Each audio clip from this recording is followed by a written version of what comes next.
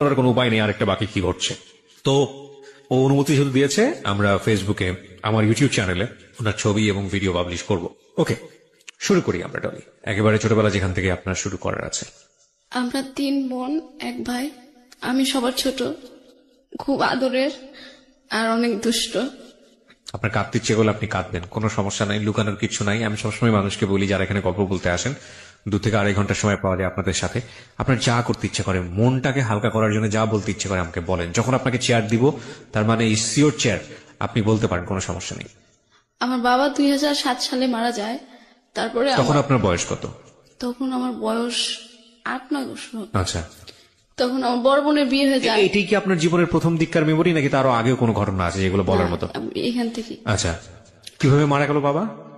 ও আমার বাবা অনেক টাকা ঋণ করছিল। আচ্ছা, তারপরে উনি মানে এই ঋণের চিন্তায় স্টপ করে মারা যায় হঠাৎ করে। কয় ভাই বোন ছিলেন আপনারা? আমরা 3 বোন 1 ভাই। বড় বোনের শুধু বিয়ে দিয়েছিল। আচ্ছা, আর আমরা 2 বোন আর আমার ভাই ছিল। আচ্ছা, ভাই বিয়ে করছিল। আপনার বাবা কি করতো? আমার বাবা ব্যবসা করতো। কিসের ব্যবসা? গরুর ব্যবসা। গরুর ব্যবসা করতো। তো ওই জায়গাটা থেকে বাবা ঋণ করে স্ট্রোক করে মারা যায়। আচ্ছা, তারপর কি হলো? তারপরে অভাব আসে, ভাই ভালো কাজ করে না ঠিক মতো, আর বড় বোনের তো বিয়ে হয়েছে। পরে আমরা 2 বোন থাকি বাড়িতে, আমি অনেক ছোট। পরে আমার মেজো বোন স্কয়ারে জব নেয়। তারপরে কিছুদিন পর আমিও জব নেওয়ার জন্য চেষ্টা করি, যেভাবে হয়তো 2 বোন চাকরি করলে বাড়ির সংসারটা একটু ভালো মতো চলবে। পরে 2009-এ আমি ঢাকাতে আসি। বাড়িতে তো অনেক অভাব থাকে। ঢাকাতে আসলে আমিও চাকরি নিই, আমার চাকরি হয় না, ছোট বলে কেউ নিতে চায় না। পরে আমার বোন বলে যে আমাদের অনেক অভাব, হাতে পায়ে ধরে আমার চাকরিটাও নিয়ে দেয়। পরে আমার বড় বোন কেউ নিয়ে আসে। পরে আমরা 3 বোন চাকরি করি, খুব ভালোভাবে দিন কাটে তখন আমাদের। পরে আমি 2013 সালে আমার পাশের গ্রামের এক খালা বলে যে ডলিকে তো একটা ছেলে পছন্দ করতেছে, তো ওর তো এখন সুন্দর হয়েছে আগের চেয়ে, তো ওকে বিয়ে দাও। পরে বাড়ি থেকে এটা বলে, আমি জানি না। পরে বাড়িতে একদিন আমাকে নিয়ে যায়, অনেকদিন পর ছুটিতে যাই। পরে ছুটিতে গেলে ওইখান থেকে এসে আমাকে ওই দিন দেখে, মানে আমার যে শাশুড়ি হবে সে আমার চুল দেখে পছন্দ করে ফেলায়। পরে ওই দিন পাকা টাকা করে ফেলায় যে আমার ছেলে যদি বিয়ে করে এই মেয়েকে বিয়ে করবে। আচ্ছা, পরে উনি বাইরে থাকতো, পরে বাইরে থাকতে ওরকম কথা মতো হইতো। পরে সবকিছু ঠিকঠাক হইলো, আমি চলে আসলাম। পরে আমি বললাম না আমি এখন বিয়ে করব না, আমি আরো কিছুদিন চাকরি করব। পরে আমার বড় আপু প্রেম করে বিয়ে করে থাকে, এই জন্য এখন আমি সিরিয়ালে থাকি। পরে আমাকে বিয়ে দিয়েবেই।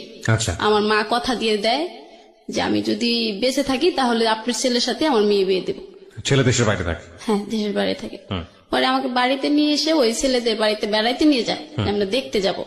পরে ওইখানে নিয়ে আমাকে কাবিন করে ফেলায়। আপনি ছেলেকে তখন দেখেন? না না, আমিও দেখিনি। ছেলেটা কোথায় আছে? দেশের বাইরে? মালয়েশিয়াতে। আচ্ছা, পরে কাবিন করে ফেলায়। পরে আমি আমাদের বাড়িতে চলে আসার পর আমি ঢাকা চলে আসি তারপরের দিন, যে তোমরা ওকে জোর করে বিয়ে দিছো কেন?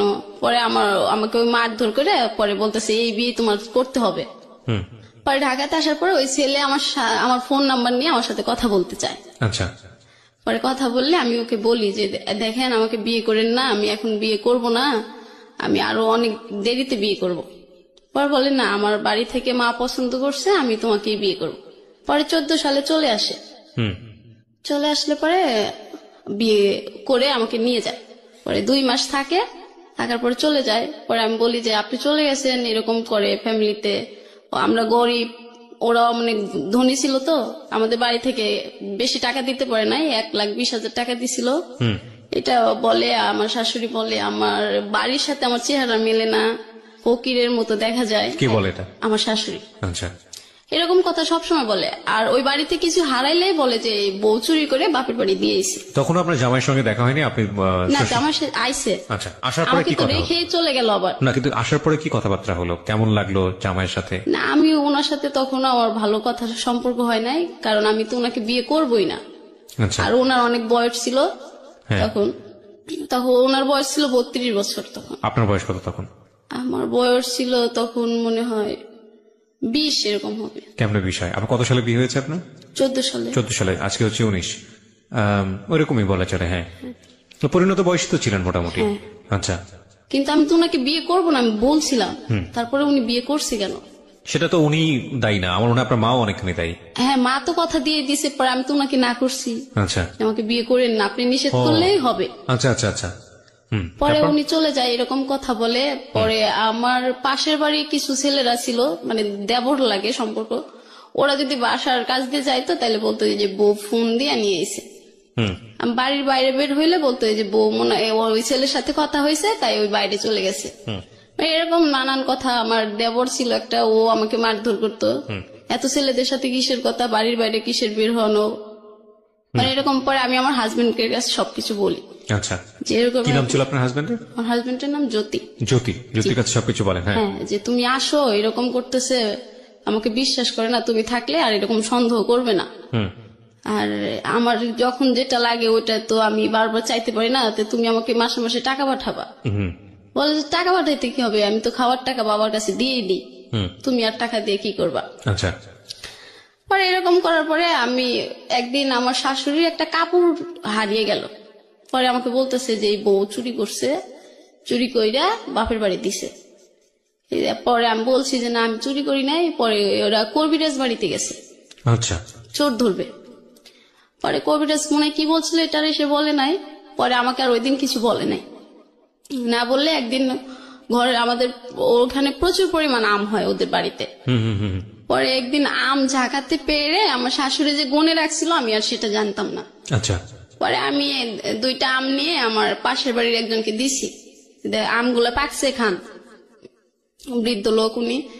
পরে উনি গুনে রাখছে আমি জানি না। পরে আমার শ্বশুর আইছে, শ্বশুরের কাছে সব বলে দিছে, তোমার ছেলের বউ আম চুরি করে খাইছে, চোর হইছে, এই চোর বউ রাখা যাবে না, বাড়িতে মানায় না, এরকম কিছু। পরে আমি শুধু কান্না করি আর আমার হাজবেন্ডের কাছে সবকিছু বলি।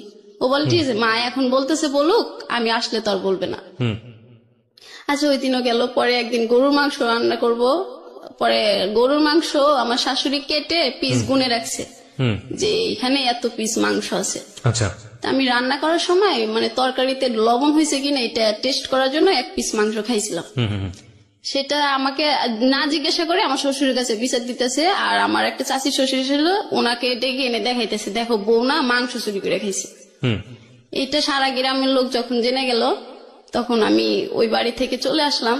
আর তখন ডিসিশন নিয়ে নিছি যে একটা মাংসের জন্য যে সারা গ্রাম ছড়াইতে পারে এরকম বাড়িতে আমি থাকবো না। আমার হাজবেন্ডের কাছেও বলি, ও বলে যে তুমি খাইছো কেন, মা ভাগ করে দেওয়ার পরে তুমি খাইতা। পরে আমি বাড়িতে জানাই, আর বাড়ি থেকেই সবকিছু দিত আমার। আচ্ছা। শ্যাম্পু টেম্পু যা কিছু লাগতো, মানে প্রয়োজনীয় সামগ্রী যা লাগতো সব বাড়ি থেকে দিত। হ্যাঁ, ওকে। পরে আমি বলতাম যে আমার যদি সবকিছু বাড়ি থেকেই দেওয়া হয় তাহলে আমি বাড়িতেই থাকি, উনি যখন আসে তখন যাব। পরে ওইখানে চলে আসার পরে ও একদিন ফোন দিয়ে, আমার ফোন বিজি পাইছিল মনে হয় আমার হাজবেন্ড। পরে বলতেছে যে আমি তোমাকে আর রাখবো না, তুমি অন্য ছেলেদের সাথে সম্পর্ক করো, এই জন্য বাড়ি থেকে চলে গেছো। বিয়ের কয়দিনের মাথায় ঘটনা? বিয়ের উনি থাকতো আমার কাছে 2 মাস। 2 মাস থাকার পরে আমি ওইখানে থাকছিলাম মনে হয় 5-6 মাস। আচ্ছা, তো এই সময়ের মধ্যেই ঘটনা? হ্যাঁ। তারপর পরে তো আমি চলে এসে ডিসিশন দিলাম যে আমি ডিভোর্স দিয়ে দেব। আমার মা বাবা সবাইকে, পরে কেউ রাজি হয় না যে না ডিভোর্স দেওয়া যাবে। পরে আমি বলছি তাহলে আমি সুসাইড করবো, ওই বাড়িতে যদি আমার যাইতেই হয় তাহলে আমি সুসাইড করবো। এটা বলার পরে তখন সবাই ডিসিশন নিল যে আচ্ছা ঠিক আছে, মেয়ে যখন এই বাড়িতে থাকবে না তাহলে ঠিক আছে ডিভোর্স দিয়ে দাও। পরে আমার কাবিনে আমরা যৌতুক দিছিলাম 1,20,000 টাকা। পরে সেই টাকা নিয়ে আবার এমন সৃষ্টি হয় যে আমরা এত টাকা দিতে পারবো না, আমরা 80,000 টাকা দেব। আচ্ছা।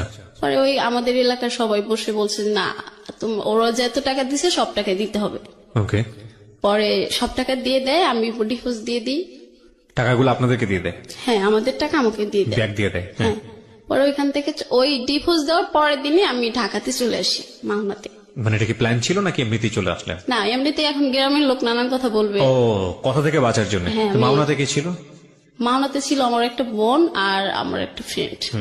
পরে আমি ওইখানে যাই, ওইখানে গেলে আমি একটা চাকরি, ওইখানে স্কোয়ারে চাকরি নিই। নেওয়ার পরে ওইখানে হ্যাঁ বেশ সুন্দর দিন কাটতেছে ওইখানে। মানে আমি এত চঞ্চল একটা মেয়ে, ওই শ্বশুর বাড়িতে থাকার পরে আমি কিছুদিন অফ হয়ে গেছিলাম, আর ওরকম দুষ্টামি করা যায় না। পরে এখানে আসার পরে আবার সবকিছু আমার আগের মতোই হয়ে গেল।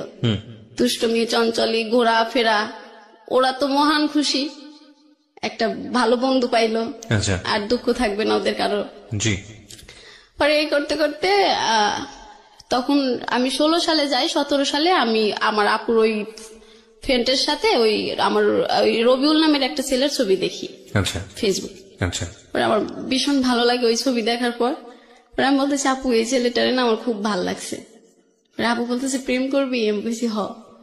পরে বলতে যাচ্ছে, ঠিক আছে, মিঠুর কাছে বলে ওই ছেলের এই নাম্বার। আপুটা কে ছিল? আমার আপু। আপন? হ্যাঁ। আচ্ছা, পরে বলতেছে, তুই প্রেম করবি? আমি বলছি হ্যাঁ। পরে বলতেছে, আচ্ছা আর মিঠুর কাছে বলে নাম্বার নিয়ে দেবো না। পরে মিঠু ভাই বলতেছে যে ওর নাম্বার তো আমি এখন দিতে পারবো না, তুই ওর আইডি নাম্বার। মিঠু ভাইটাকে? ওই ছেলের ফ্রেন্ড। তো মিঠু ভাইয়ের সঙ্গে আপনার বোনের কি সম্পর্ক? আমার বোনকে পছন্দ করতো ওই ছেলে। মিঠু?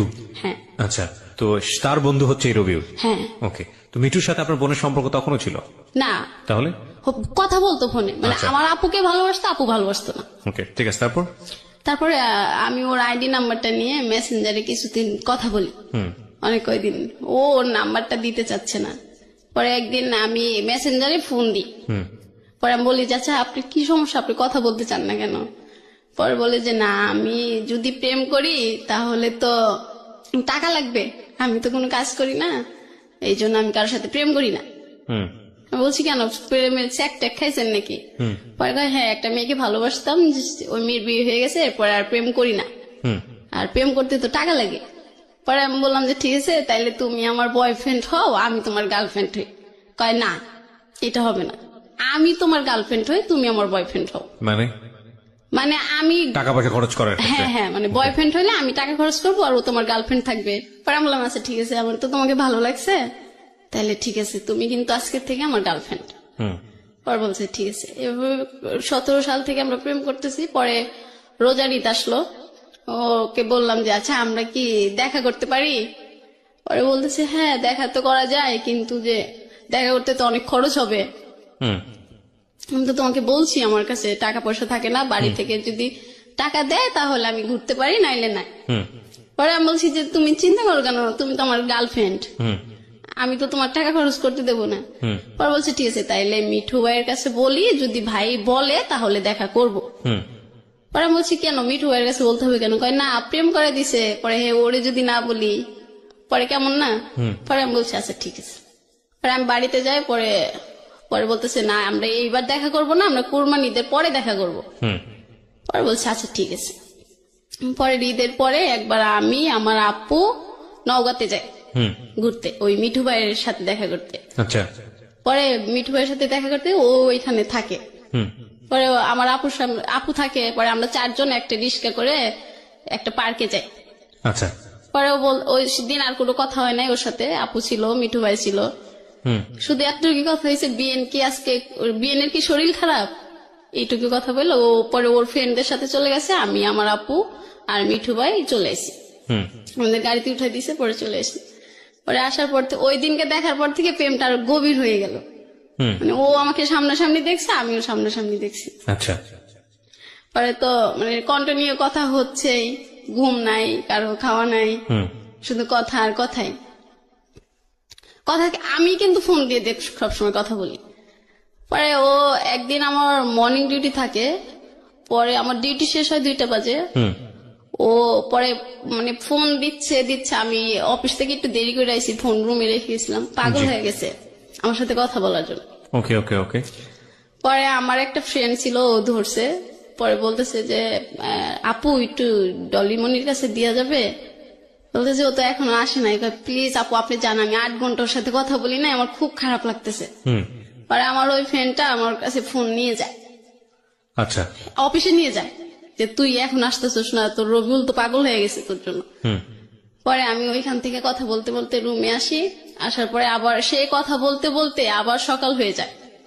আচ্ছা, আমরা কথা বলতেই থাকি। পরে কথা বলতে বলতে কথা রেখে, ও ফোন রেখে দেওয়ার পরে আমি ইউটিউবে যাই, যা দেখি একটা অপূর্ব নাটক আসছে, আচ্ছা, বড় ছেলে একটা নাটক ইউটিউবে। হ্যাঁ, খুব জনপ্রিয় নাটকটা। হ্যাঁ, অপূর্ব আমার ফেভারিট একটা নায়ক। পরে আমি ওই নাটকটা দেখার পরে বললাম রবিউল একটা নাটক আইছে আমার অপূর্বর, তুমি নাটকটা দেখবা। পরে বলতেছে আমার কাছে তো এমবি নাই, তুমি তো জানোই আমি এমবি কিনতে পারি না। পরে বলছে আচ্ছা ঠিক আছে আমি এমবি পাঠাই দেবো, তুমি নাটকটা দেখবা। হুম। আর এই নায়কটা যেভাবে ভালোবাসে নায়িকাটাকে ওইভাবে আমাকে ভালোবাসবা। আচ্ছা। পরে বলতেছে আচ্ছা ঠিক আছে তুমি এমবি পাঠায় দাও, আমি দেখবো। আর এভাবে ভালোই চলতেছিল আমাদের। আমি তো মহা খুশি, অনেকদিন পর ভালোবাসার একটা পছন্দের মানুষ পাইছি। মানে আমার মতো খুশি আর রুমে কেউ থাকে না, সব সময় রুমে লোকজনকে ডিস্টার্ব, ফোনে কথা বলি। কোরবানিদ আসে, কোরবানিদ আসলেও আমরা তো কথা হয়েছিল কোরবানিতে দেখা করব। পরে দেখা করি, দেখা করলে পরে ও ওইখানে ওর ফ্রেন্ড আসে 3টা আর আমি আচ্ছা আর মিঠু ভাই তো থাকে। আচ্ছা পরে বলছে যে ঠিক আছে আমরা দেখা করব, দুপুরে লাঞ্চ করাবে তুমি একটা রেস্টুরেন্টে। পরে আমি বলছি আচ্ছা ঠিক আছে। হুম পরে আমরা যাই, ওর ফ্রেন্ড গুলাই আসে, আসার পরে আমরা একটা রেস্টুরেন্টে যাই, যাওয়ার পরে ওর পছন্দের খাবার ও অর্ডার করলো আর আমি আমার পছন্দের খাবার অর্ডার করি। পরে সবাই খাওয়ার পরে ও বলতেছে না আমরা 1 গ্লাস লাচ্চা খাই। লাচ্ছি। হ্যাঁ। হুম পরে আমি বলছি আচ্ছা ঠিক আছে খাই। পরে লাচ্ছি খাওয়ার পরে ও বলতেছে আমি একটু খাবো, পরে তুমি খাবা। পরে আমি বললাম কেন এটা বললা? এটা এরকম করে খাইলে নাকি ভালোবাসা বাড়ে, তাহলে আমি ওকে ছেড়ে কখনো চলে যাব না। পরে বললাম আচ্ছা ঠিক আছে তাহলে আর 1 গ্লাস নেই, তাহলে ভালোবাসাটা বেশি বেড়ে যাবে। হুম হুম হুম। পরে বলতেছে আচ্ছা ঠিক আছে। পরে ওইখান থেকে খাওয়াটার পর ওর ফ্রেন্ড গুলো বগুড়া মহাস্থানগড়ে যায় ওইখানে ঘুরতে। হুম পরে আমি আর ও আর ওকে একটা হোটেলে নিয়ে যায়। পরে ওইখানে একটা রুম ঠিক করে দেয়, ওইটাও আমার টাকায়। আমি মিঠু ভাইয়ের কাছে টাকা দিই যে ভাইয়ার ওদের টাকাটা দেন। হুম পরে ওইখানে দিই, পরে ওরা আবার ঘুরবে, ওদের তো খরচ আছে, হুম আর ওরা তো ওদের কাজে আসে নাই। হুম। পরে ওইখানে আসলে পরে আবার ওদেরকে রবিউল বলতেছে যে তাহলে আর 1,000 টাকা দাও, আমি ওদেরকে দিয়ে দিই, ওরা ঘুরবে। আচ্ছা পরে ঘুরতে ওরা, আমি বললাম আচ্ছা ঠিক আছে তাই দিয়ে দাও। পরে দিয়ে দিল, ওরা চলে গেল, আমি আর রবিউল। পরে রবিউল বলতেছে যে আজকে কিন্তু সারা রাত আমরা এই জায়গায় থাকবো। পরে আমি বলছিলাম সারা রাত থাকবো, তুমি তো এই কথা বলো না, এই বাড়িতে তো আমি বলে আসলাম চুরি করে আইছি। হুম। পরে বলতেছে যে আচ্ছা তুমি ফোন টোন অফ করে রাখো তাইলেই হবে। আচ্ছা ওকে জানতো আপনার পাঁচটা যে আপনার একটা বিয়ে হয়েছিল? হ্যাঁ ও তো ওই সময়টা মিঠু ভাই বলছিল। মিঠু ওর তো ফ্রেন্ড ছিল, ও বলে দিয়েছিল সবকিছু। আচ্ছা আমি বলি নাই, আমি পরে ও আমাকে কখনো জিজ্ঞাসা করেনি যে? না না না আমাকে জিজ্ঞাসা করেনি তখন পর্যন্ত? না, না। আচ্ছা তারপর? ও পরে ওই সময় জিজ্ঞেসছিল কি ব্যাপার, তো আমাকে পছন্দ হচ্ছে না তোমার? পরে আমি বলছি হ্যাঁ হয়েছে তো। পরে বলতেছে তাইলে আমার কাছে আসো না কেন? আমি তো তোমার কাছেই একটা রুমের ভিতর আছি। পরে বলতেছে তো আমার সাথে তুমি থাকবা। পরে ও এটা বলতেছে নাইলে নাকি আমি ওকে ভালোবাসি না, অনেক কথা বলতেছে। পরে আমি বললাম আচ্ছা ঠিক আছে তুমি মানে আমি ঠিক বুঝিনি, মানে কিসের শর্ত দিয়েছো? আমি ওর সাথে না থাকলে আমি নাকি ওকে ভালোবাসি না। মানে ও আপনাকে বলছে নাইট স্টে করার জন্য ওর সঙ্গে? হ্যাঁ তারপর? পরে আমি রাজি হইলাম, পরে আমরা ওইখানে থাকলাম দুজন। ওই দিন সারা রাত বৃষ্টি হয়েছিল। পরে ও বলছিল যে এই বৃষ্টি সাক্ষী আমাদের ভালোবাসা। হুম। পরে আমি বলছি যে এগুলো তোর সবই মনে থাকবে তোমার? পরে বলতেছে হ্যাঁ সবই মনে থাকবে আমার। পরে থাকার পরে পরে আমি বলতেছি আমার কিন্তু আগে বিয়ে হয়েছিল। ও বলছে ভাই মজা করো না তো, এখন ঘুমিয়ে পড়ো। এটা বলার পরে আমি আর একবার বলি নেই, যেটা কিন্তু সত্যি। হুম। পরে ওইখান থেকে সকালবেলা হয়, পরে আমরা দুজন বের হয়ে যাই। না কিন্তু এখানে আমার কথা আছে, এটা হচ্ছে এই ছেলেটার ফ্যামিলি ব্যাকগ্রাউন্ড সম্পর্কে আপনি জানতেন? ডিটেল জানতেন? আপনি যে রাতের বেলা স্টে করার যে ডিসিশনটা নিলেন, এটা তো সম্ভবত কোনো একটা হোটেলে, রাইট? হ্যাঁ আচ্ছা। তো এরকম একটা জায়গায় আপনি তার সাথে স্টে করার ডিসিশন নিচ্ছেন, এটা তো ভালোবাসেন তাকে, ঠিক আছে, বাট নিজের জায়গাটা থেকে কোনো ধরনের কোনো কনফিউশন অ্যারাইজ করেনি? কখনো কোনো ভয় তৈরি হয়নি? বা আপনি যে কাজটা করতে যাচ্ছেন এটা তো অনৈতিক কাজ, এরকম কখনো মনে হয়নি ওই হ্যাঁ সময়টা? হয়েছে, কিন্তু আচ্ছা। ও আমাকে বলছে যে এটা যদি না করি তাইলে ও মনে করবে যে ওকে আমি ভালোবাসি। আচ্ছা, তো যে কারণে আপনাকে এই প্রুফটা দিতে হবে। তার আগে মিঠু ওকে বলেছিল যে আপনি বিবাহিত, এবং সে বিবাহিত ব্যাপারটা আপনি ওকে যখন বললেন, তারপরে সে বললো যে ফান করো না, মজা করো না, ঘুমিয়ে যাও। তার মানে আপনাদের মধ্যে এই ধরনের অনৈতিক সম্পর্ক হবার পরে ডিসকাশন এগুলো। তারপর কি হলো? তারপর সকাল হইলো, পরে আমরা দুজন ফ্রেশ হলাম, হয়ে পরে আমরা ওইখানে একটা পার্ক আছে, সকালবেলা সবাই যায় ওইখানে। আর ওইখানে যায় সবাই আবার ফোন দিয়ে আবার আমরা ওর 4টা ফ্রেন্ড আবার এক হইলো। হওয়ার পরে আমরা সকালে নাস্তা করলাম। নাস্তা করার পরে আমি বললাম ঠিক আছে তাহলে এখন আমি আবার এখান থেকে ঢাকা ব্যাক করব, বাড়িতে তো যাওয়া যাবে না। হ্যাঁ বাড়িতে তো যাওয়া যাবে না, তাই আমি ঢাকাতে যাই। পরে বলছে আচ্ছা ঠিক আছে তুমি ঢাকাতেই যাও। পরে আমাকে একটা গাড়িতে উঠাই দিল, পরে আমি ঢাকাতে চলে আসি। পরে ওকে আবার টাকা দিয়ে আসি, ও বাড়িতে যাবে, আমি টাকা না দিলে তো যেতে পারবো না। মানে বাড়িতে যাওয়ার পর্যন্ত টাকা ছিল না এই ছেলের কাছে? টাকা ছিল কি না, ছিলই না মনে হয়। তো আপনি ওকে কি থেকে ভালোবেসেছিলেন? শুধু একটা ছবি দেখি? আর ওর অনেক ভালো মনে হইতো আমার কাছে। কেন মনে হতো? কেন হয়তো ও সবসময় আমি যদি কিছু মিথ্যে কথা বলি ও সব বলতো পচা কথা বলতে হয় না, পচা কথা বললে আমাদের ভালোবাসাটা মনে হয় শেষ হয়ে যাবে। মানে অদ্ভুত বিষয়, একটা ছেলের আপনি ছবি দেখলেন, তাকে পছন্দ করলেন, তার সাথে আপনি ফার্স্ট মিটে আপনি এই ধরনের একটা সম্পর্ক করে ফেললেন। না আমাদের তো আগে দেখা হয়েছিল। মানে দেখা হয়েছিল, তার মানে একটা প্ল্যান ছিল একদম পুরোপুরি যে আপনি বগুড়াতে যাচ্ছেন ওর সঙ্গে দেখা করার ওর জন্য। সঙ্গে দেখা করতে যাচ্ছি। বগুড়াতে কেন গেলেন দেখা করতে? ও তো এইখানে আসতে পারবে না, ওর বাড়ি ছিল কোথায়? ওর বাড়ি নওগাঁ। নওগাঁ থেকে ও বগুড়াতে আসতো? হ্যাঁ। আর আপনি সিরাজগঞ্জ থেকে? বগুড়াতে যাইতাম। মানে দুজনের জন্য একটা মিডল পয়েন্ট বেছে নিয়েছেন। হ্যাঁ হ্যাঁ গিয়ে আপনারা কোন একটা হোটেলে থাকতেন। হ্যাঁ ওকে, তারপর কি হলো? আপনি পাশে ওরা যাওয়ার ভাড়া দিয়ে দিলেন। হ্যাঁ, তারপর? হ্যাঁ। পরে ওরা বাসায় চলে গেল, মানে আমি ঢাকাতে আসলাম। পরে আমার আপু তো একটু রাগী, আপু বুঝতে পারছে যে আমি ওর সাথেই ছিলাম। পরে আপু আমার সাথে আর কথা বললো না, কথা না বলে আমার ফ্রেন্ড পরে বলতেছে যে তুই কালকে সারা রাত ফোন বন্ধ করে রাখছিলি, সবাই তো খুব টেনশন করছে, তুই সকালবেলা ঘুম থেকে উঠে চলে গেছিস। মানে বলছে আমার দোষ নাই রে, ও না আমাকে ফোন বন্ধ করতে কইছিল, এই জন্য ফোন। মানে হে যা বলতো আপনি মোটামুটি চোখ বন্ধ করে সেগুলি করতেন। তারপরে বলতেছে যে এখন আর কথা বলিস না, তাইলে কিন্তু তোরে মারবে। কে মারবে? আমার বোন। আচ্ছা। তারপর হচ্ছে আচ্ছা ঠিক আছে কথা বলবো না। পর বলতেছে ঘুমিয়ে পড়, রাত্রে তো ডিউটি আছে। হ্যাঁ, তো বড় বোনই বলছে প্রেম করার জন্য, আবার বড় বোনই গায়ে হাত তুলতেছে, আমি ঠিক বুঝলাম না। বড় বোন তো জানে না যে আমি ওর সাথে দেখা করে রাত্রে থাকবো। তো বড় বোনকে ওটা ফান করে বলেছিল? ফান করে বলছিল কিনা তা জানি না, তবে আমি তো সবসময় বলতাম যে আপু একটা সুন্দর ছেলে হইলে আমি প্রেম করবো। মানে আমার কাছে যেটা মনে হচ্ছে one kind of mysterious thing, because বড় বোন ইন্সপায়ার করতেছে সম্পর্ক করার জন্য, আবার সে যদি বাইরে নাইট স্টে করে তখন বড় বোন আবার গায়ে হাত তুলবে, মানে অদ্ভুত রকমের ব্যাপার স্যাপার। ওকে, তারপর? তারপরে বললো যে রাত্রে ডিউটি আছে, তাহলে এখন ঘুমিয়ে পড় ফ্রেশ হয়ে।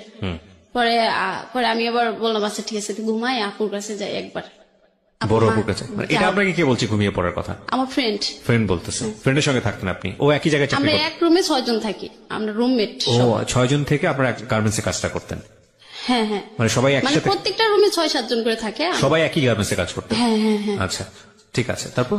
পরে আমি বলতেছি না আপু মন খারাপ থাকলে আমার ভালো লাগে না, যাই। তারপরে আমি আপুর কাছে যাই, পরে আপু ভাত রান্না করে মনে হয়। পরে আমার বলতেছে তুই যদি আমার শরীরে টাচ করিস আমি কিন্তু পাতিল মাতিল সব ফালাই দেবো। পরে আমি বলতেছি আপু আচ্ছা আর কোথাও যাবো কিন্তু ফোন অফ করবো না, যাও, তোমাদের আর টেনশন দেবো না। পরে কইতেছে এবারের মতোই শেষ তো? পরে বললাম হ্যাঁ এবারের মতোই শেষ।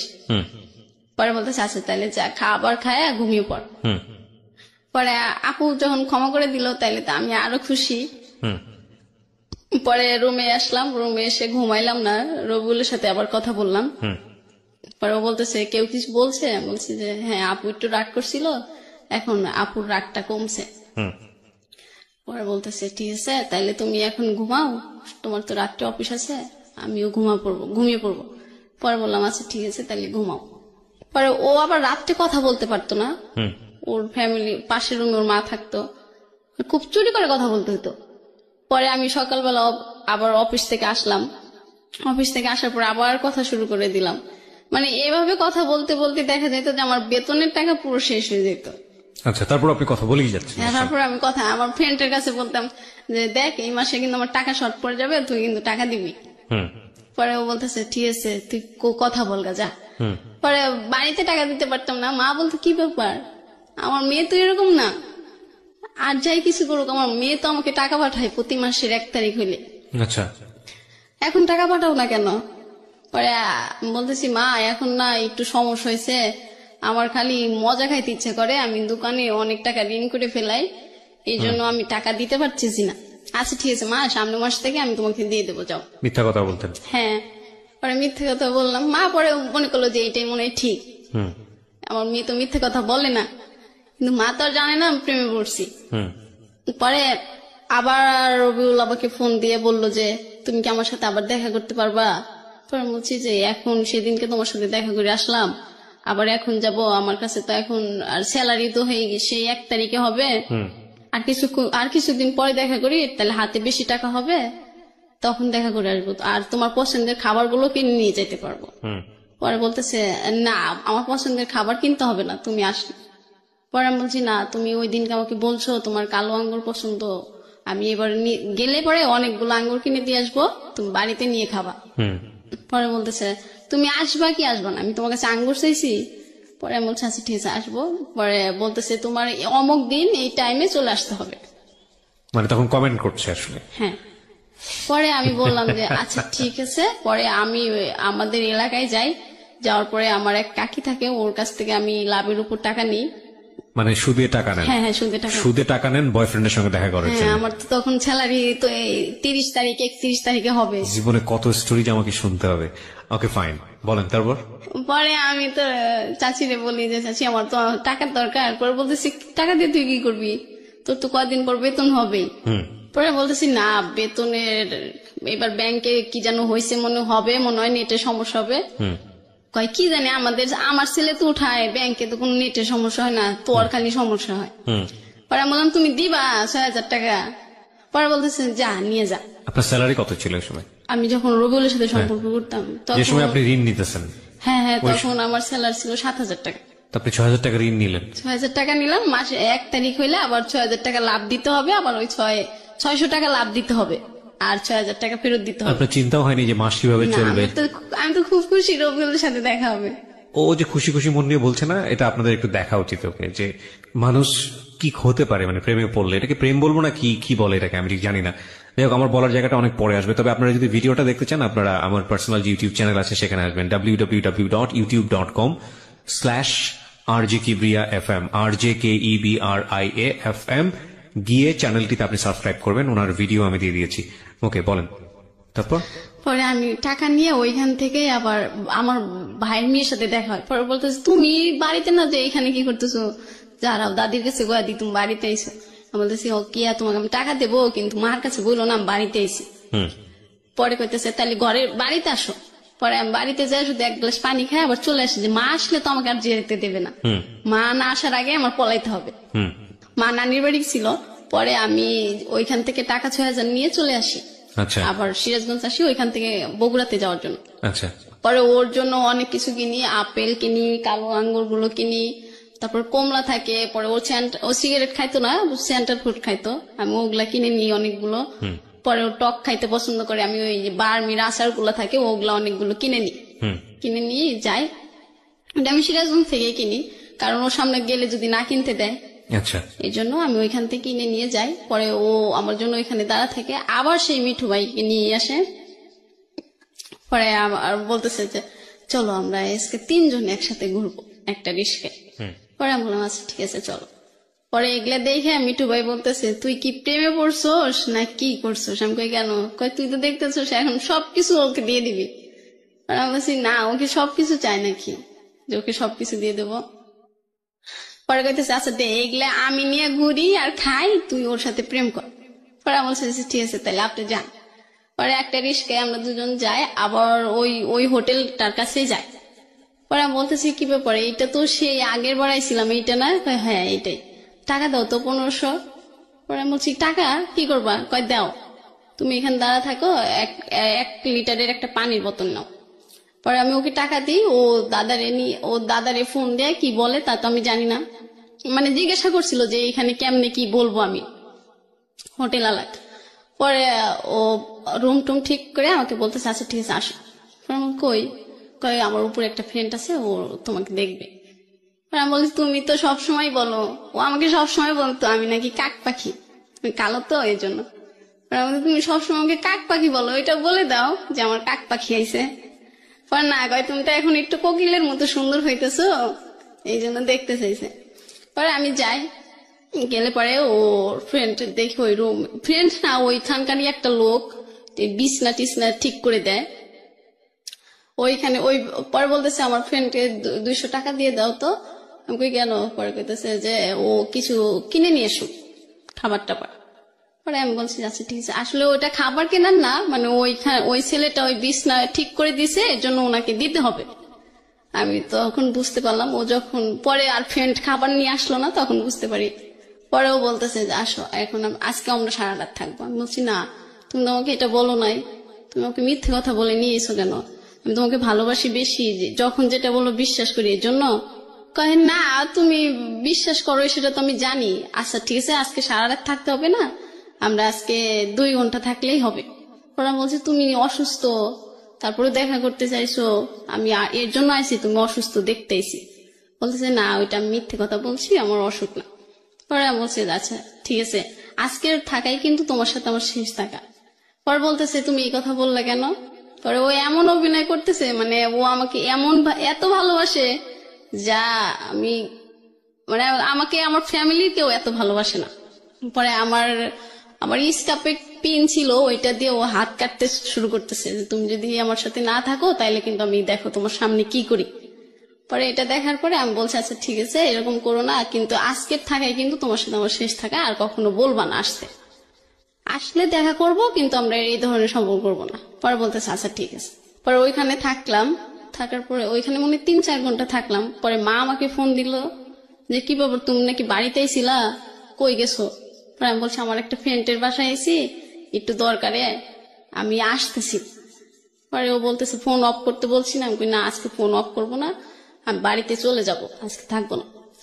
পরে এটা বলার পরে বলতেছে যাও, এই যে তুমি যে চলে যাচ্ছ, এটা যাওয়ার পরে 10 বার ভাববা। পরে আমি বলছি আচ্ছা ঠিক আছে, ভাবলে ভাববো, তুমি আমাকে গাড়িতে উঠায় দাও। পরে পরে ওইখান থেকে নামার পরে ও বলতেছে জানো আমার না অনেক ডাব খাইতে ইচ্ছা করতেছে। পরে বলছি তো খাও, কয় টাকা দাও। পরে আমি কই ও তোমার কাছে তো টাকা নাই। পরে 2টা ডাব কিনি, ওই মিঠু ভাইয়ের দিয়ে একটা, ও খায় একটা। ও আমাকে বলে না যে তুমি খাবা। ওর বাড়ি কোথায় যেন ছিল? বাড়ি নওগাঁ। পুরো নওগাঁর দুর্নাম হয়ে যাচ্ছে আজকে, আমি সরি টু সে। ওকে। পরে আমি ওইখান থেকে গাড়িতে উঠি। পরে ও বলতেছে যে চলে যাচ্ছ? আমি কই হ্যাঁ। পরে বলতেছে চলে যাওয়ার আগে কি যেন দেও, তুমি ওইটা দিবা না? পরে আমি বলছি ও হো সরি সরি সরি, আচ্ছা ঠিক আছে, তাহলে কয় টাকা দেবো? পরে বলতেছে আচ্ছা 100 টাকা দাও, তাই ট্রেনে যাবো আজকে, ট্রেনে বেশি টাকা লাগবে না। পরে বলছে আচ্ছা ঠিক আছে নাও। পরে বলতেছে তুমি যায় ফোন দিও, আমার ফোনে কিন্তু টাকা নেই। পরে আমি বলছি আচ্ছা ঠিক আছে, আমি বাড়িতে যাই, যদি আমি দোকান খোলা পাই তাহলে আমার ফোনেও লোড দেবো, তোমাকেও লোড দিয়ে দেবো। পরে বলছে আচ্ছা ঠিক আছে যাও। পরে ওইখান থেকে আসার পরে বাড়িতে আসলাম, মা তো সেই রকম মানে বকা রেডি করে বসে আছে, মানে আমি আসা মাত্রই শুরু করবে। পরে আমি একটা বাড়িতে আসতে আসতে আমার ওই দিনকার রাত 9টা-10টা বেজে যায়। পরে পাশের বাড়ির একটা দাদিকে নিয়ে ঘরের ভিতর ঢুকি, আচ্ছা, যে দাদি থাকলে আর মা বকবেন। পরে আমি নিয়ে গেলাম দাদিকে। পরে বলতেছে যে কই গেছিলি? পরে আমি বলছি যে আমার একটা ফ্রেন্ডের বাসায়। পরে বলতেছে আর কোনোদিন যাবি, এত রাত পর্যন্ত থাকবি? পরে বলছি না, এই একটা কাজ ছিল তো এর জন্য, আর তো থাকবো না। পরে মা বলতেছে ঠিক আছে খায় দেয়, ঘুমায় পড়ার, কালকে বাড়ির বাইরে বের হবি না। পরে আমি বলছি আচ্ছা ঠিক আছে। পরে তো ওই রুমে শুয়ে থেকে ওর সাথে কথা বলতেছি, মা তো বুঝতে পারছে যে ফোনে কথা বলি। পরে বলতেছে কি ব্যাপার, এত রাতে কার সাথে কথা বলা হয়? পরে আমার ভাইয়ের মেয়ে ছোটটা, ও বলতেছে দাদি দাদি তোমার মেয়ে না প্রেম করে জানো? প্রেম করে মানে? কয় হ, ওই যে খালি রবিউল রবিউল করে। এই রবিউল আঙ্কেলটা যে কেডা দাদি, এইটা তো আমি বুঝতে পারলাম না। ওকে। পরে মা একদিন কইতেছে দেখি তোর রবিউল কোন রাজপুত্র যে তুই তার জন্য সবকিছু করে হেঁটতেছস। পরে মাক দেখায়, আমার ভাই, মানে সবাই দেখে, আমার এলাকায় যারা যারা আমাকে বিয়ে দিতে চায় এখন সবাইকে আমি দেখাই যে এই ছেলে ছাড়া আমি কাউকে বিয়ে করবো না। পরে বলে কেন, এই ছেলে আবার তোর এত ভালো হয়ে লেগে গেল কবে থেকে? কিভাবে দেখান? ছবি দেখান? হ্যাঁ হ্যাঁ ছবি দেখাই। পরে ছবি দেখে সবাই পছন্দ করে ফেলায়, অনেক সুন্দর। পরে সবাই পছন্দ করে বলে আচ্ছা ঠিক আছে তাইলে ছেলেকে বলো বিয়ে। কি করতো? পড়াশোনা করতো ওই সময়? পড়াশোনা শেষ করছে, পরে কিছু করে না, বেকার জীবন যাপন করতেছে। আচ্ছা, ফ্যামিলিতে কে কে ছিল ওর? ওর 3 বোনরা আর বাবা মা আর ও। আচ্ছা, ওই বড় ছিল? বোন বড় ছিল, তারপরে ও, পরে আরো 2টা বোন আছে। আচ্ছা, তারপরে আমি তো সবাই দেখাই, সবাই পছন্দ করে, আমি আরো খুশি হয়ে যাই যে আমার আর কোনো সমস্যা নাই, এবার আমি ওকে বিয়ে করে ওই নওগাঁতে থাকবো খুব সুখে। আর নওগাঁর মানুষ যেভাবে কথা বলে ওইভাবে কথা বলবো। আমি আগে থেকে ওর কাছ থেকে শিখতে চাইতাম, ও বলতো না নওগাঁর কথা তোমার শিখতে হবে না। পরে মাকে বলতাম মা আমি কিন্তু নওগাঁতে থাকবো, তুমি আমার জন্য সবকিছু করে করে প্রতিনিধি পাঠায় দিবা। পরে বলতেছে দেখ তোর রবিউল তোরে কি বলে, মানে যে কেউ বলতো আমার রবিউল বলেই সবাই ওকে বলতো। পরে আমি ওই বাড়ি থেকে আবার ঢাকাতে চলে আসি, আমার ছুটি শেষ হয়ে যায়। জি। ঢাকাতে আসার পরে আমার ফ্রেন্ড জিজ্ঞাসা করতেছে কি প্রেম কেমন চলতেছে, আমাদের যে প্রেম তো খুব গভীর হয়েছে, এখন রবিউল আমাকে ছাড়া কিছু বোঝে না, আমিও রবিউল ছাড়া কিছু বুঝি না। পরে আমার ফ্রেন্ড বলতেছে এই অতি ভক্তি কিন্তু চোরের লক্ষণ হয়। পরে আমি বলছি যে এরকম কথা যদি তুই বলস তোর সাথে কিন্তু আমি কথা বলবো না। পরে কয়, আজকে আমার সাথে কথা বলা বন্ধ করে দাও, একদিন দেখি রবিউলই তোমাকে ছেড়ে চলে যাবে। পরে এটা বলার পরে আমি আমার ফ্রেন্ডের সাথে কথা বলি না 7 দিন। আমাকে কেউ কিছু রবিউলের কথা বললে আমি তাকে শর্ত দিয়ে দিই যে আজকের থেকে আগামী 7 দিন যতদিন না হবে ততদিন আমার সাথে কথা বলবা না। আচ্ছা, এটা বললে আর রবিউলের সম্পর্কে কেউ বাজে কথা বলতো না। আপনার শুনতে ভালো লাগতো না? হ্যাঁ, আমার শুনতে ভালো, কেন ওরা এরকম কথা বলবো, ও তো অনেক ভালো একটা ছেলে, ভালো মনের মানুষ। পরে এরকম করতে করতে ও আবার বলতেছে যে ডলিমণি তুমি কি আমার সাথে আবার দেখা করবা? বলছি না, এইবার দেখা করলে অনেক সমস্যা হবে, এইবার যাওয়া যাবে না। পরে বলতেছে না আর একবার আসো। পরে বলতেছি কেন? ও পরে ওর সাথে যদি আমার কিছু হইতো তাহলে আমরা 2 সেকেন্ডের বেশি রাগ করে কারোর সাথে কেউ থাকতে পারতাম না।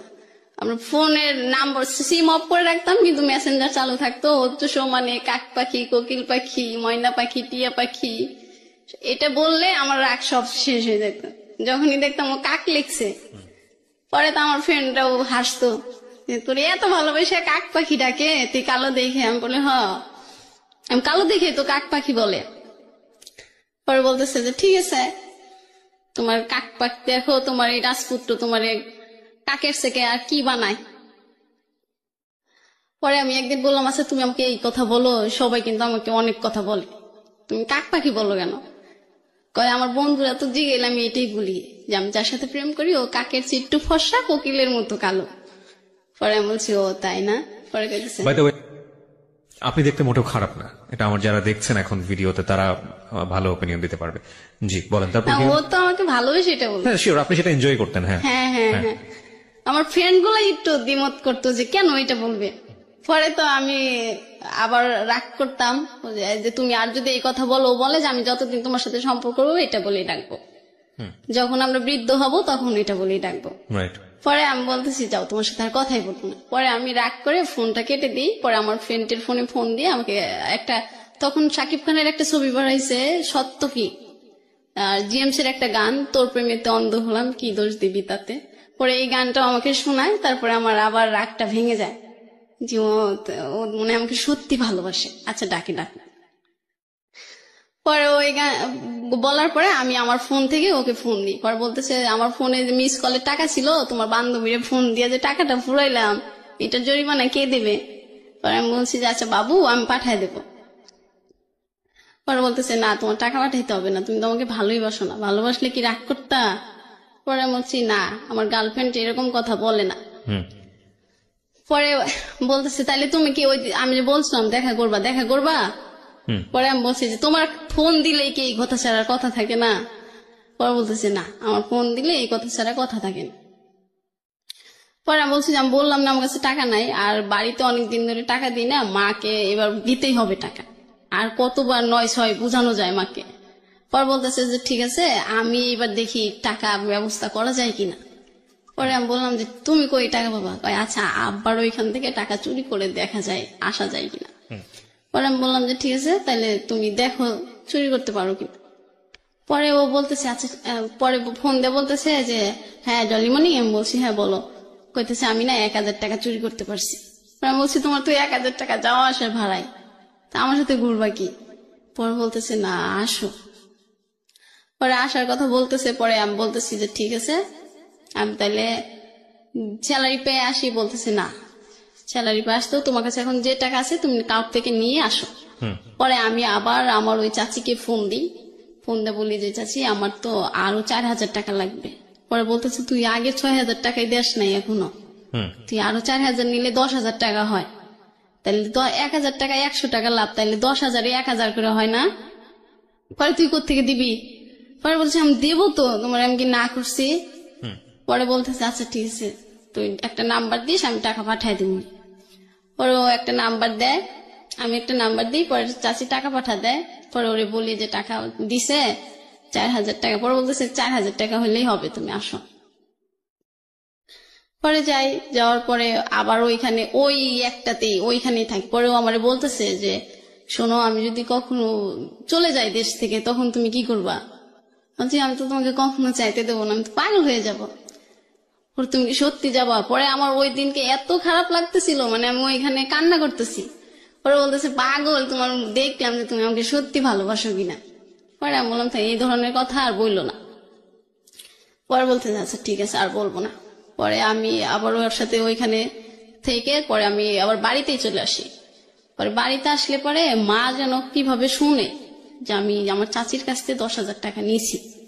এখন এই 10,000 টাকা আমি কিভাবে দেই? বাড়িতেই টাকা দিই না, আবার চাচিরে দেবো কিভাবে? আবার আমি এখন দিলেও তো আমি আর ফোনে টাকা ভরতে পারবো না, এমবি ভরতে পারবো না, তাহলে ওর সাথে আর কথাও তো হবে না আমার, টাকা যদি 10,000 ঋণ শোধ করে দিই। পরে মা জানার পরে অনেক সমস্যা হয় বাড়িতে, আমারে নিয়ে যায়, আমাকে বলে যে তুই টাকা নিছস? আমি বলছি হ।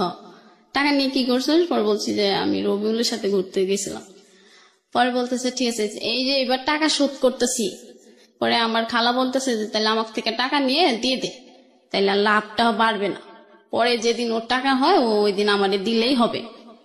পরে আমি বলছি ঠিক আছে তাহলে এটা দিয়ে দাও, আর রবিউলের সাথে দেখা করবো না, আর টাকাও নেব না।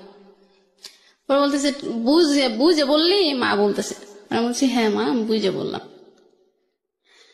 পরে আমার তো অনেক বইকা টইকা সবাই, বড় আপু, মেজ আপু, মা সবাই বইকে, পরে আমি বকা টকা শুনে ঢাকাতে চলে আসি। পরে আসার পরে আমি আর ঠিকঠাক মতো কারোর সাথে কথা বলি না, যে এখন বাড়িতে সবাই জেনে গেছে, এতদিন তো আপু জানতো, এই সম্পর্কটা এখন কত দূর যাবে। যদি বাড়ি থেকে বলে যে তোকে অন্য জায়গায় বিয়ে দেবো, আমি তো রবিউলকে ছাড়া বিয়ে করতে পারবো না। মানে আপনি যতবারই ওনার সঙ্গে দেখা করেছেন মূল টার্গেটটাই ছিল আপনাদের মধ্যে এই যে অনৈতিক সম্পর্কটা, হ্যাঁ এটাই মূল টার্গেটটা ছিল। হ্যাঁ আচ্ছা, এটা ওর জায়গা থেকে টার্গেটটা ছিল, বাট আপনি ওকে, ও যখন এগুলো বলতো আপনি লাভ ছাড়া, যেহেতু আপনি তাকে অনেক বেশি ভালোবাসেন, আপনি না যে থাকতে পারতেন না।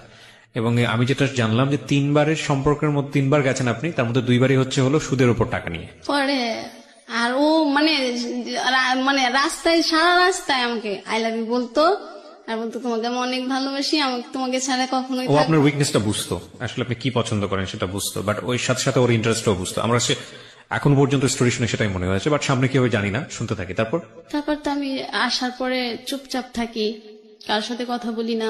আর আমার যেন কেন ভালো লাগে না কোনো কিছুতে, অফিস যেতেও ভালো লাগে না, কারোর সাথে কথা বলতে ভালো লাগে না, খাবার খেতেও ভালো লাগে না, মানে কেমন যেন লাগে। পরে আমার ফ্রেন্ড বলতেছে কি ব্যাপার, যে মানুষটা সারাক্ষণ রুমে সবাই মাথায় করে রাখতো, তুই এখন কথা বলিস না কেন? পরে আমি বলতাম যে আমার ভালো কথা শুনলেও ভাল লাগে না, তুই এখান থেকে যা, তোর কাজ থাকলে তুই কাজ কর, আমার ডিস্টার্ব করিস না। পর বলতেছে আচ্ছা ঠিক আছে, তোর হাতের রান্না তো মজা, তুই খালি সবজিটা রান্না করে দিবি, আর কিছু করতে হবে না। আমি সবসময় রান্না করতাম, তরকারি রান্না না করলে ওরা কেউ খাইতো না। বলতাম যে না, এখন আমি রান্নাও করতে পারবো না। পরে ও বলতো যে তাহলে তুই তো শুধু মাছ ভর্তাটা করে দিলেই হবে, আমার ফ্রেন্ড বলতেছে, আর কিছু করতে হবে না। পরে আমি বলছি না কিছু করতে পারবো না। পরে ওরা বুঝতে পারে যে আসলে কি সমস্যা হয়েছে। পরে আমারে আর কিছু বলে না, যেহেতু আমি ওদের সাথে কথা বলতে চাই না। ওরা কি কি বলে আমাদের দেখে, আমি আর এইগুলা তাল দিই না। পরে রবিউল ফোন দেয় খুব কম এখন। পরে আমি বলছি কি ব্যাপার, তুমি সারাদিন ফোন দিয়ে পাগল হয়ে যাইতে, আমার ফ্রেন্ডদেরকে ফোন দিতাম মেসেঞ্জারে সারাক্ষণ, জান ময়না পাখি পাগল করে ফেলাইতে, এখন ফোন খুব কম দাও কেন? পরে বলতেছি একটু টেনশনে আছি, একটা সমস্যার মধ্যে আছি। পরে আমি বলছি কি হয়েছে? কয় আছে একটা সমস্যা আছে। পরে আমি বলছি বলা যাবে না, বলতেছে না। পরে আমি ওই মিঠু ভাইয়ের কাছে ফোন দিয়েছে, ভাইয়া ওর কি হয়েছে, ও কেন যেন এরকম করতেছে কেন, মানে কথা খুব কম বলতেছে, কি সমস্যা হয়েছে, ওর কি টাকা পয়সার কোনো সমস্যা? পরে ভাইয়া বলতেছে টাকার সমস্যা হলে তুই দিবি? পরে আমি বলতেছি হ্যাঁ, ওর যদি টাকা সমস্যা আমাকে বললি তো আমি দিই, তো বলতেছে না কেন? পরে কইতেছে যে তাহলে তুই ঠিক আছে, তুই ব্যাংক থেকে তোর যত টাকা আছে সব উঠায় অনেতে, তাইলে তো ও খুশি থাকে, তুইও খুশি থাকবি। মানে ও সবাই জানতো যে রবিউল যদি খুশি থাকে তাহলে আমি খুশি থাকি, আর রবিউলের যদি মন খারাপ থাকে তাইলে আমারও মন খারাপ থাকবে। তারপরে কি বের করা গেল, কারণটা কি ছিল মন খারাপ? কারণটা পরে আমাকে দাদা বলতেছে যে রবিউল শুনলাম ও নাকি বিদেশ যাবে, হয়তো এটা নিয়ে বাড়িতে কোনো সমস্যা। পরে ও বলতেছে যে আমি পরে বলি, তুমি কি বিদেশ যাবা? পরে বলতেছে না, আমার বিদেশ ভালো লাগে না, আর আমি তোমাকে ছাড়াও থাকতে পারবো না। আমি বলছি তাহলে তুমি এইসব কথা ওঠে কেন বাড়িতে? পরেও বলতেছে যে বাড়ির সবাই বলতেছে আমাকে বিদেশ পাঠাবে। পরে আমি বলতেছি বাড়ির সবাই, তুমি বাড়ির যেই টাকা দিয়ে বিদেশ যাবা ওই টাকা দিয়ে আর আমার থেকে টাকা নিয়ে তুমি দেশে একটা ব্যবসা করো। পরে তুমি আমাকে বিয়ে করবা, আমি এখানে থাকবো, তুমি বাড়িতে ব্যবসা করে পরে ওই ছোট 2 বোনকে বিয়ে দিয়ে দিবা। ওরা বিয়ে দিয়ে হলে পরে আমি তোমাদের বাড়িতে যাব, তাহলে তো আর কোনো সমস্যা থাকে না, তোমার বিদেশও যাওয়া লাগে না। পরে বললেন না পাগল, এটা বাড়ি থেকে যদি আমি ব্যবসা করতে চাই তাহলে টাকা দেবে না, আর বিদেশ গেলে তাহলে টাকা দেবে। পরে আমি বলছি না, তোমার বিদেশ যাইতে হবে না, আমি সবসময় বলতাম যে তুমি দেশে থাকো, বাড়ি থেকে যে টাকা দেয় আর বাদ বাকি টাকা আমি দেব, দিয়ে তুমি ব্যবসা করবা, তারপরে তোমার বন্ধুটার বিয়ে দিবা, তারপরে আমাকে বাড়িতে নিবা, তারপরে আমরা দুজনে একসাথে বৃদ্ধ হব। পরে বলতো যে দেখি বাড়িতে কি বলে। পরে বাড়িতে আমি বললাম যে ঠিক আছে, তাহলে তুমি একদিন আমার সাথে সুমাইয়ার কথা বলাই দিও, ওর ছোট বোন। ওর ছোট বোনকে বলছিল যে আমি এরকম একটা মেয়ের সাথে কথা বলি, তো ওই মেয়েটা তোর সাথে কথা বলতে চায়। মানে আমি সুমাইয়াকে বলতাম যে তোমার ভাইয়াকে বিদেশ যেতে দিও না, ও যদি বিদেশ চলে যায়, আমি শুনতাম যে বিদেশ গেলে তো অনেক টাকা কামাই করে, মানুষ মানুষকে ভুলে যায়, তাহলে তো ও আমাকে ভুলে যাবে, আর ও ভুলে গেলে আমি ওকে ছাড়া থাকতে পারবো না। পরে ওই দিনকে ফোন দেয়, পরে আমি ঘুমিয়েছিলাম, পরে আর ফোন ধরতে পারি নাই। পরে আবার আমি ঘুম থেকে উঠে ফোন দিই, পরে বলতেছে সুমাইয়া তোমার সাথে কথা বলতে চাইলো, তুমি তখন ফোন রিসিভ করো নাই কেন? বলছি আমি ঘুমিয়ে গেছি, তাইলে এখন দাও। কয় না, আমি তো সুযোগ সবসময় সবাইকে দিই না। পরে আমি বলছি তার মানে কি তোমার বিদেশ যাওয়ার ইচ্ছা আছে না? কয় হ, বিদেশ গেলেই তো অনেক টাকা কামাই করা যাবে, আর তারপরে আমরা দুজন সুখে থাকতে পারবো বেশি। পরে বলছি না, আমার বিদেশ যায় সুখে থাকতে হবে না, আমরা দেশে থেকেই সুখে থাকবো। আমি বাড়ি থেকে বলবো, আর বাড়িতে তো সবাই তোমাকে পছন্দ করে, তুমি অনেক সুন্দর, আমিও পছন্দ করি, আর আমাদের বাড়িতে তো সমস্যা নাই, তোমার বাড়িতে সমস্যা হইলে তুমি ওটা বলবা বুঝাইয়া। পরে বলছে যে না, আর কোনো কথাই হবে না, আমি দেশের বাইরেই চলে যাব। পরে আমি বলতেছি যে না না, তুমি বাইরে যেও না, আমি তোমার পায়ে ধরি, আমি তোমাকে ছাড়া থাকতে পারবো, মানে তোমার একদিন কথা না শুনলে আমি থাকতে পারবো না। আমি এরকম মানে ওর ভালোবাসা ভিক্ষাও চাচ্ছি, যে তুমি আমাকে শুধু তোমার ভালোবাসা ভিক্ষে দাও, আর আমি তোমার বাড়িতে কাজের মানুষ হয়ে থাকবো, কিন্তু তাও তুমি ছেড়ে যেও না, আর তুমি বিদেশ গেলে আমার সাথে আর যোগাযোগ করবা না। পরে বলতেছে যে আচ্ছা দেখি, আর পরে বলতেছে যে একদিন আমি তোমার সাথে সারা রাত কথা বলবো। পরে আমি বলছি যে আচ্ছা ঠিক আছে, তাইলে আমি ও বলতেছে যে আমার ফোনে কিন্তু টাকা নাই। পরে আমি ওই দিনকে আমার ফোনে মিনিট ভরে রাখি, 100 টাকায় 300 মিনিট দিত তখন। পরে আমি মিনিট ভরে ওর ফোনের অপেক্ষায় থাকি, ও কখন একটা মিস কল দেবে আমি ফোন দেব। ওই দিন আমি অফিসেও জানি, আমার রাতের ডিউটি ছিল মনে হয়, আমি অফিস বাদ দিয়ে ওর ফোনের অপেক্ষায় থাকি, ওর তার খবর নাই। পরে আমি পরের দিন সকালে ফোন দিয়ে বলতেছি আমি তো সারা রাত পিকনিক খাইছি, এই জন্য আর তোমাকে ফোন দিতে পারি না। পরে আমি বলছি আচ্ছা ঠিক আছে, আমি বুঝতে পারছি, কোনো সমস্যা না হলে তুমি এরকম করতাম। পরে বলতেছে তো তুমি তো বুঝতে পারছো। পরে একদিন আমার জন্য কেমন লাগতেছে, দুপুরবেলা শুয়ে আছি, পরে আমার আপু যেন কি রান্না করে নিয়েছিল, পরে ওইটা শুকে আমার বমি চলে আইছিল। পরে আপু যেন কি রান্না করছিল, পরে আমার বমি আসে, পরে আমি বাইরে যাই, পরে আমার ফ্রেন্ডটা বসে থাকে বাইরে, পরে বলতেছে কি ব্যাপার ডলিমণি এরকম করতেছো কেন? পরে বলতেছি কেন রে, এই তরকারিটার গন্ধ ভালো লাগে না আমার, এই জন্য বমিটা আইছে। ওরাও কইতেছে যে হা আপনার তো কি যেন বলতেছে, একটা উদাহরণ দিল ওদের দেশের, এই যে চালের মধ্যে হালি কত রঙ দেখালি, আমারে বলতেছে আমি নাকি অনেক রঙ দেখাই। পরে বললাম এর মানে তো বুঝলাম না। পরে বলতেছে আর কত ঢং করে লুকায় রাখা যায়। বললাম তোদের কথা কিন্তু আমি কিছুই বুঝতেছি না। পরে বলতেছে তুমি তো এখন বুঝতে পারবে না। পরে আমি বললাম এখন বুঝতে পারবো না মানে, তাই যা তুই আরো 7 দিন আমার সাথে কথা বলবি না, তুই খালি উল্টা পাল্টা কথা বলস। হয় এখন রবিউলের কথা বললেই তো তোমার শরীরে আগুন জ্বলে যায়, পরে আমি বলছি জানোই তো রবিউলের কথা ও খারাপ কিছু বললে আমার খারাপ লাগে, তাই বলো কেন? পরে বলতেছে ঠিক আছে তুমি একদিন রবিউলের কথা বলবা। পরে আমি আবার একদিন অফিসে যাই, আমি জানি কেমন হয়ে গেছি। পরে আমার মেডিকেলে আনছে, মেডিকেলে এনে বলছে যে তোমার তো শরীর দুর্বল, খাওয়া লাগবে ঠিক মতো, না খাইলে তুমি অসুস্থ হয়ে যাবা, ঠিক মতো খাবা। পরে আমি অফিস থেকে ওই দিনকে ছুটি দিয়ে দেয় আমাকে। পরে ছুটি দিলে আমি রবিউলকে বলি, রবিউল আমার যেন কেন এখন কেমন লাগে। পরে রবিউল বলতেছে কেন কেমন লাগে, মনের ভিতর খারাপ লাগে নাকি? পরে আমি বলছি না আমার শরীরটাই যেন কেমন লাগে। পরে বলতেছে ও এইরকম একটু হয়, গরম তো, এই গরমে সবার শরীরটা কেমন যেন কিরকম যেন হয়ে যায়। পরে আমি বলছি না বোকা, গরম কই, রুমে তো সবসময় ফ্যান চলে। পরে বলতেছে যে কি জানো জানি না তোমার এরকম 9-6 কথা, রাখো ফোন রাখো। পরে আর আচ্ছা রেখে দিলাম। পরে আমার বান্ধবী, ওই বান্ধবীটাই আবার আমার কাছে আসলো, এসে বললো যে আচ্ছা ডলিমণি তুই সত্যি করে একটা কথা বলবি? পরে আমি বলছি কি বল? বলতেছে তুই কি রবিউলের সাথে শারীরিক সম্পর্ক করছোস? পরে আমি বলছি হ্যাঁ। পরে কইতেছে যে তাইলে মনে হয় তোর বাবু টাবু হইছে, নাহলে তুই এরকম করিস কেন? তোর চেহারা তো আগে সুন্দর ছিল, এখন যেন কেমন হয়ে যাচ্ছে। এটা কে বলেছে আপনাকে? আমার ফ্রেন্ড। ফ্রেন্ড আপনাকে জিজ্ঞেস করছে? পরে আমি ওর কাছে সবকিছুই বলি, রবিউল আমাকে কখন কয়টা চুমা দেয়, কখন কয়বার আই লাভ ইউ বলে, কয়বার কাক পাখি ডাকে, সবকিছু আমার ওই ফ্রেন্ডের কাছে আমি বলি, একসাথে ডিউটি করি। পরে বলতেছে যে আচ্ছা তাইলে তুই একটা কাজ করতে পারস। আমি বলছি কি? বলতেছে এটা তুই তোর আপুদেরকে বলতে পারস। পরে আমি বলছি না রে, আপুদেরকে বললে আমার ভাইরা ফেলাইবে, তুই বললেও এই কথা বলিস না। পরে বলতেছে তোর বলতে যদি সমস্যা হয় তা আমি বলি। আমি বলছি না তোর পায়ে ধরে এটা বলিস না, তাইলে আমার এইখানে রাখবেই না, আমাকে বাড়িতে পাঠাই দিবে। পরে আমি বলতেছি না এটা বলিস না, তাইলে আমার বাড়িতে পাঠাই দিব, আর আমি তো বাড়িতে গেলে রবিউলের সাথে কথা বলতে পারবো না। পরে বলতেছে আচ্ছা ঠিক আছে আমি একটা কাঠি এনে দেবো, তুই সব পরীক্ষা করে দেখবি আসলে তোর এরকম লাগতেছে কেন, চেহারাটাও কেমন হয়ে গেছে। পরে আমি বলছি আচ্ছা ঠিক আছে তাহলে তুই আনিস, আমি ওইটা করবো। পরে এটা করার পরে ওইটা হ্যাঁ আসে। পরে আমার বান্ধবী বলতেছে সর্বনাশ করে ফেলছিস, এখন কি করবি? পরে আমি বলতেছি এখন আমি রবিউলে কি করে বলি বল।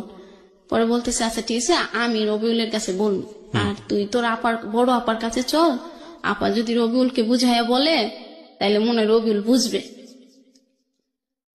পরে আমি রবিউলের কাছে যাই, রবিউলকে বুঝাই যে রবিউল দেখো আমার না এরকম এরকম লাগে। পরে বলতেছে যে তুমি কি মানে একটা বকা দিয়ে বলতেছে যে এইসব পেশাল করার জন্য ফোন দাও। পরে আমি বলছি না আমার সত্যি কেমন যেন লাগে। পরে বলতেছে ফোন রাখো, এখন আর ফোন দিবা না। ওর ফোনটা অফ করে দেয়। পরে আর সারা রাত ফোনটা অন করে না। পরে আমি আবার আপুর রেশমির কাছে বলি যে রেশমি দেখো না আবার এরকম করতেছে, আমার সাথে না কথা বলতেছে না, ফোনটা অফ করছে, তাহলে এখন আমি কেমনে বলি? পরে বলতেছে আবার ফোন যখন অন করে ও যখন তোকে এই গানটা শোনাইতো তুই এই গানটা শোনাবি, তাইলে হয়তো তোকে ও আর এরকম রাগ করে থাকতে পারবে না। পরে আমি ওই গানটা শোনাই, ও যে গানটা বলতো আমাকে। পরে ও বলতেছে যে গান শোনাইতে হবে না, তুমি কি বলতে চাও বলো। পরে আমি বলছি তোমার সাথে না রেশমি কথা বলবে। পরে বলতেছে আচ্ছা ঠিক আছে রেশমির কাছে দাও। পরে রেশমি বলতেছে যে হ্যাঁ রবিউল ভাইয়া ও তো এখন এরকম এরকম, ওর মনে হয় পেটে বাবু হয়েছে। পরে বলতেছে যে না না এটা মিথ্যে কথা, এটা কোনোভাবেই সম্ভব। ও বলতেছে এটা কোনোভাবেই সম্ভব না। হ্যাঁ হ্যাঁ হ্যাঁ। পরে আমি বলতেছি যে সম্ভব না মানে তুমি এটা কি বলতেছো? পরে রেশমি বলতেছে তুই চুপ কর, আমি বুঝাই বললেই বুঝবে। পরে বলতেছে যে আপনার কথা বলা শেষ? পরে বলতেছে যে না শেষ না, আপনি কথাটা আগে শোনেন, আপনি হ্যাঁ না কিছু তো একটা বলবেন, এখন ও কি করবে। পরে বলতেছে এটা সম্ভবই না, এটা হয়ই নাই, ও এরকম নাটক করতেছে। পরে আমি আবার বললাম ফোন দিয়া যে রবিউল তুমি বিশ্বাস করতেছো না কেন? পরে কইতেছে যে না এটা কিভাবে বিশ্বাস করবো আমি, আমার জানা মতো তোমার এই মিথ্যে কথা বলতেছো, আর তোমার পেটে বাবুটা ভয় নাই। ওর জায়গা থেকে এতটা কনফার্ম ছিল কেন সেটা আমি বলতে পারবো না। কেন আপনি বলতে পারবেন না? আপনি বিবাহিত একজন নারী, কয় মাস সংসার করেছেন এবং আপনি মোটামুটি ম্যাচিউর একটা বয়সের। প্রথম কথা হচ্ছে যে আপনি তো বিষয়গুলো সম্পর্কে জানতেন, কি করলে বাচ্চা আসে, কি করলে এরকম একটা দুর্ঘটনা ঘটতে পারে, ঘটনা বা দুর্ঘটনা আমি ঠিক জানি না, এটাকে কিভাবে বলবো, সেগুলো সম্পর্কে আপনার জানাশোনা ছিল না। এটা তো ফার্স্ট টাইম হয়নি ওর সাথে, আপনারা যাইতেন, আপনারা মিশতেন, সেটা not one time, second time, third time, fourth time আপনারা গেছেন, তো একের পর আগে ঘটনাগুলো হচ্ছে, তার মানে আপনারা সচেতন ভাবেই এই সিদ্ধান্তগুলো নিয়েছেন। তো সেখানে আপনি বলতে পারবেন না কেন? মানে আপনারা কিভাবে মিলেছেন যেটার মধ্যে ও কনফার্ম ছিল যে না বাচ্চা আসার সম্ভাবনাই নাই, আর আপনি বলতেছেন যে না আমি জানি না কিছু, মানে বিষয়টা আমি ও বুঝলাম না। ও এটার জন্য না বলতো যাতে আমি ওকে বিয়ের প্রেশারটা না দিই। সেটা তো অন্য হিসাব, কিন্তু এগুলোর সাথে তো আসলে বাচ্চা হওয়া না হওয়ার কোনো সম্পর্ক নাই। বাচ্চা যেভাবে হবে সেটা আলটিমেটলি দুজনের মধ্যে এরকম একটা সম্পর্ক হলে, এবং সেখানে কিছু সিস্টেমেটিক প্রসিডিউর আছে সায়েন্টিফিক্যালি, সেগুলো ঘটনা ঘটলেই সেটা হতে পারে। তো আপনারা তো একবার এই ঘটনা ঘটেনি, আপনাদের মধ্যে বেশ কয়েকবার ঘটেছে, আপনারা দুজন সচেতন ছিলেন না? না, আমরা দুজন কোনো ব্যবস্থা নিই নাই। পরে আমি ওকে বলার পরে ও বলতেছে আচ্ছা ঠিক আছে ফোন রাখি। ব্যবস্থা নেননি, তারপর আপনারা রেগুলার এগুলো করেছেন? হ্যাঁ। এতে ও কোনো ব্যবস্থা নেয়নি? ও একবার আমাকে ওষুধ কিনে দিয়েছিল। আপনি খাননি সেটা? না না, আমি কি ওটা খাই? এটা, এবং আপনি যে খাননি সেটা ওকে জানানো নেই? না, ও পরে জিজ্ঞাসাও করে নাই। তার মানে আপনাদের মধ্যে এই ঘটনা 1 মাস বা 2 মাসের মধ্যে বেশ কয়েকবার হয়েছে, এই যাওয়া আসার ঘটনা, তাই কি? মুখে বলতে হবে। হ্যাঁ হ্যাঁ হ্যাঁ। মানে 2-3 বার যে আপনারা একসাথে হয়েছেন সেটা 1-2 মাসের মধ্যেই, নাকি গ্যাপ ছিল? না, গ্যাপস। 1-2 মাসের মধ্যেই। তারপরে তো ও বলতেছে যে এখন আমি রাখি, এইসব কথা শোনার জন্য ফোন তো রিসিভ। ও কেন বলতেছে যে এটা সম্ভবই না? আমি তো বুঝলাম না, এটা তো সম্ভব। এটা কি ওর জানাশোনা ছিল না? ও এটা বলতো, ও বলতেছে যে 2 মাসে 3 মাসে তুমি কিভাবে বুঝলা? আচ্ছা, ও বলছে 2 মাসে তুমি কিভাবে বুঝলা? হ্যাঁ, 2 মাসে তো বোঝা যায় না, 3 মাসে তো বোঝা যায় না। পরে আমি বলতেছি যে বোঝা যায় না, আমি তো এটা ডক্টরের থেকে এই এনে পরীক্ষা করছি, এটা হ্যাঁ হয়েছে, তুমি বিশ্বাস করো। আর এখন এই যে আমাকে আমার ফ্রেন্ড নিয়ে যাচ্ছে আপুর কাছে, ওইখানে আপুর সাথে তোমাকে কথা বলাই দেবো, তা আপু যেটা বলে তুমি একটু হ্যাঁ বলো। আর এখন তো এটা হয়েছে যখন, তাহলে তুমি একটা কাজ করো, আমাকে বিয়ে করে রেখে দাও, আমি এখানে থাকবো, তুমি ওইখানেই থাকবা। এটা আপনি ওকে বললেন? হ্যাঁ হ্যাঁ। ও বলতেছে না আমার তো বিয়ে করা এখন সম্ভবই না, আমার বৃদ্ধ বাবা মা আছে, আমার 2টা বোন আছে, ওদের লেখাপড়া শেষ হবে, ভালো ফ্যামিলিতে বিয়ে দেব, আমার অনেক স্বপ্ন আছে ওদেরকে নিয়ে। পরে বলছে ওদেরকে নিয়ে স্বপ্ন আছে, তোমাকে নিয়ে তোমার কোনো স্বপ্ন নাই। পরে বলতেছে যে আমার স্বপ্নটা পরে। পরে আমি বলছি ঠিক আছে, তাইলে তোমার যখন ওদেরকে নিয়ে স্বপ্ন, আমি ওদেরকে বিয়ে দিয়ে দেবো, কিন্তু তুমি এখন আমাকে বিয়ে করো প্লিজ। পরে বলতেছে যে আচ্ছা ঠিক আছে, আমি তোমার সাথে পরে কথা বলি, আগে মিঠু ভাইয়ের সাথে কথা বলি। পরে মিঠু ভাইকে কথা বললো, মিঠু ভাই বলতেছে যে এখন তাহলে কি করা যায়। পরে আমি আমার আপার কাছে ওইখানে আমার ফ্রেন্ড নিয়ে যায়, আমার মেয়ে আপু তো অলরেডি জেনেই যায়। পরে আপু তো আমাকে আর ওইখানে রাখবে না, আমার সমস্ত জিনিসপাতি রুম থেকে বের করে ফেলিয়ে মিলে দিয়ে দিছে যে ওর এখানে কোনো জায়গা নাই, বাড়িতেও কোনো জায়গা নাই, কোথাও জায়গা নেই। আচ্ছা, এটা আপনার বড় বোন? না, এটা মেজো। মেজো বোন? হ্যাঁ। পরে আমি আমার ফ্রেন্ড বলে যাচ্ছে জামা কাপড় নিতে হবে না, ও যদি চলে যায় পরে এসে নিয়ে যাবে। আচ্ছা, আগে রবিউল কি বলে এটা শুনি।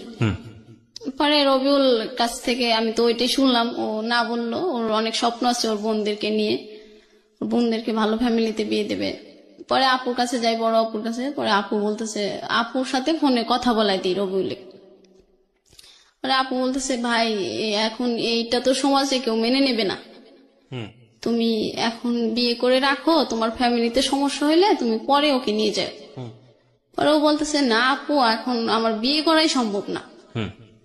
পরে আপু বলতেছে বিয়ে করা সম্ভব না, এই যে এখন ও তো তোমাকে ছাড়া থাকতে পারে না, আর এই যে এখন এটা যে হয়েছে এটারও তো একটা ব্যবস্থা করতে হবে।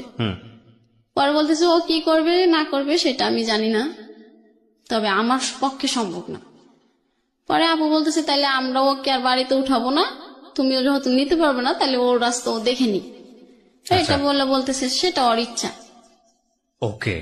পরে আমি তো প্রচুর পরিমাণ কান্না করতেছি যে ও কেন হ্যাঁ বলতেছে না, আর এখনই তো বিয়ে করলে আমি ওর বাড়িতে যাব না, তাহলে ও হ্যাঁ বলে না কেন। পরে আপু বলতেছে ঠিক আছে তাহলে মিঠুর কাছে দাও, আমি মিঠুর মুখ থেকে শুনি, যেহেতু ও প্রেম করে দিছে, ওর সাথে ছিল, ও কি বলে। পরে মিঠু ভাই বলতেছে যে এখন তো আর ও বিয়ে করতে চাচ্ছে না, ওর ফ্যামিলি নিয়ে ওর অনেক স্বপ্ন আছে। আমার আপু বলতেছে এরকম তো সবার ফ্যামিলি নিয়ে সবার স্বপ্ন থাকে, তাই তুমি যদি বলো তাহলে রবিউল রাজি হবে। পরে রবিউল বলতেছে যে না সম্ভবই না। পরে আমি আপু বলতেছে তাইলে ওকে আমরা কোথাও কই যাবে না যাবে সেটা ও জান।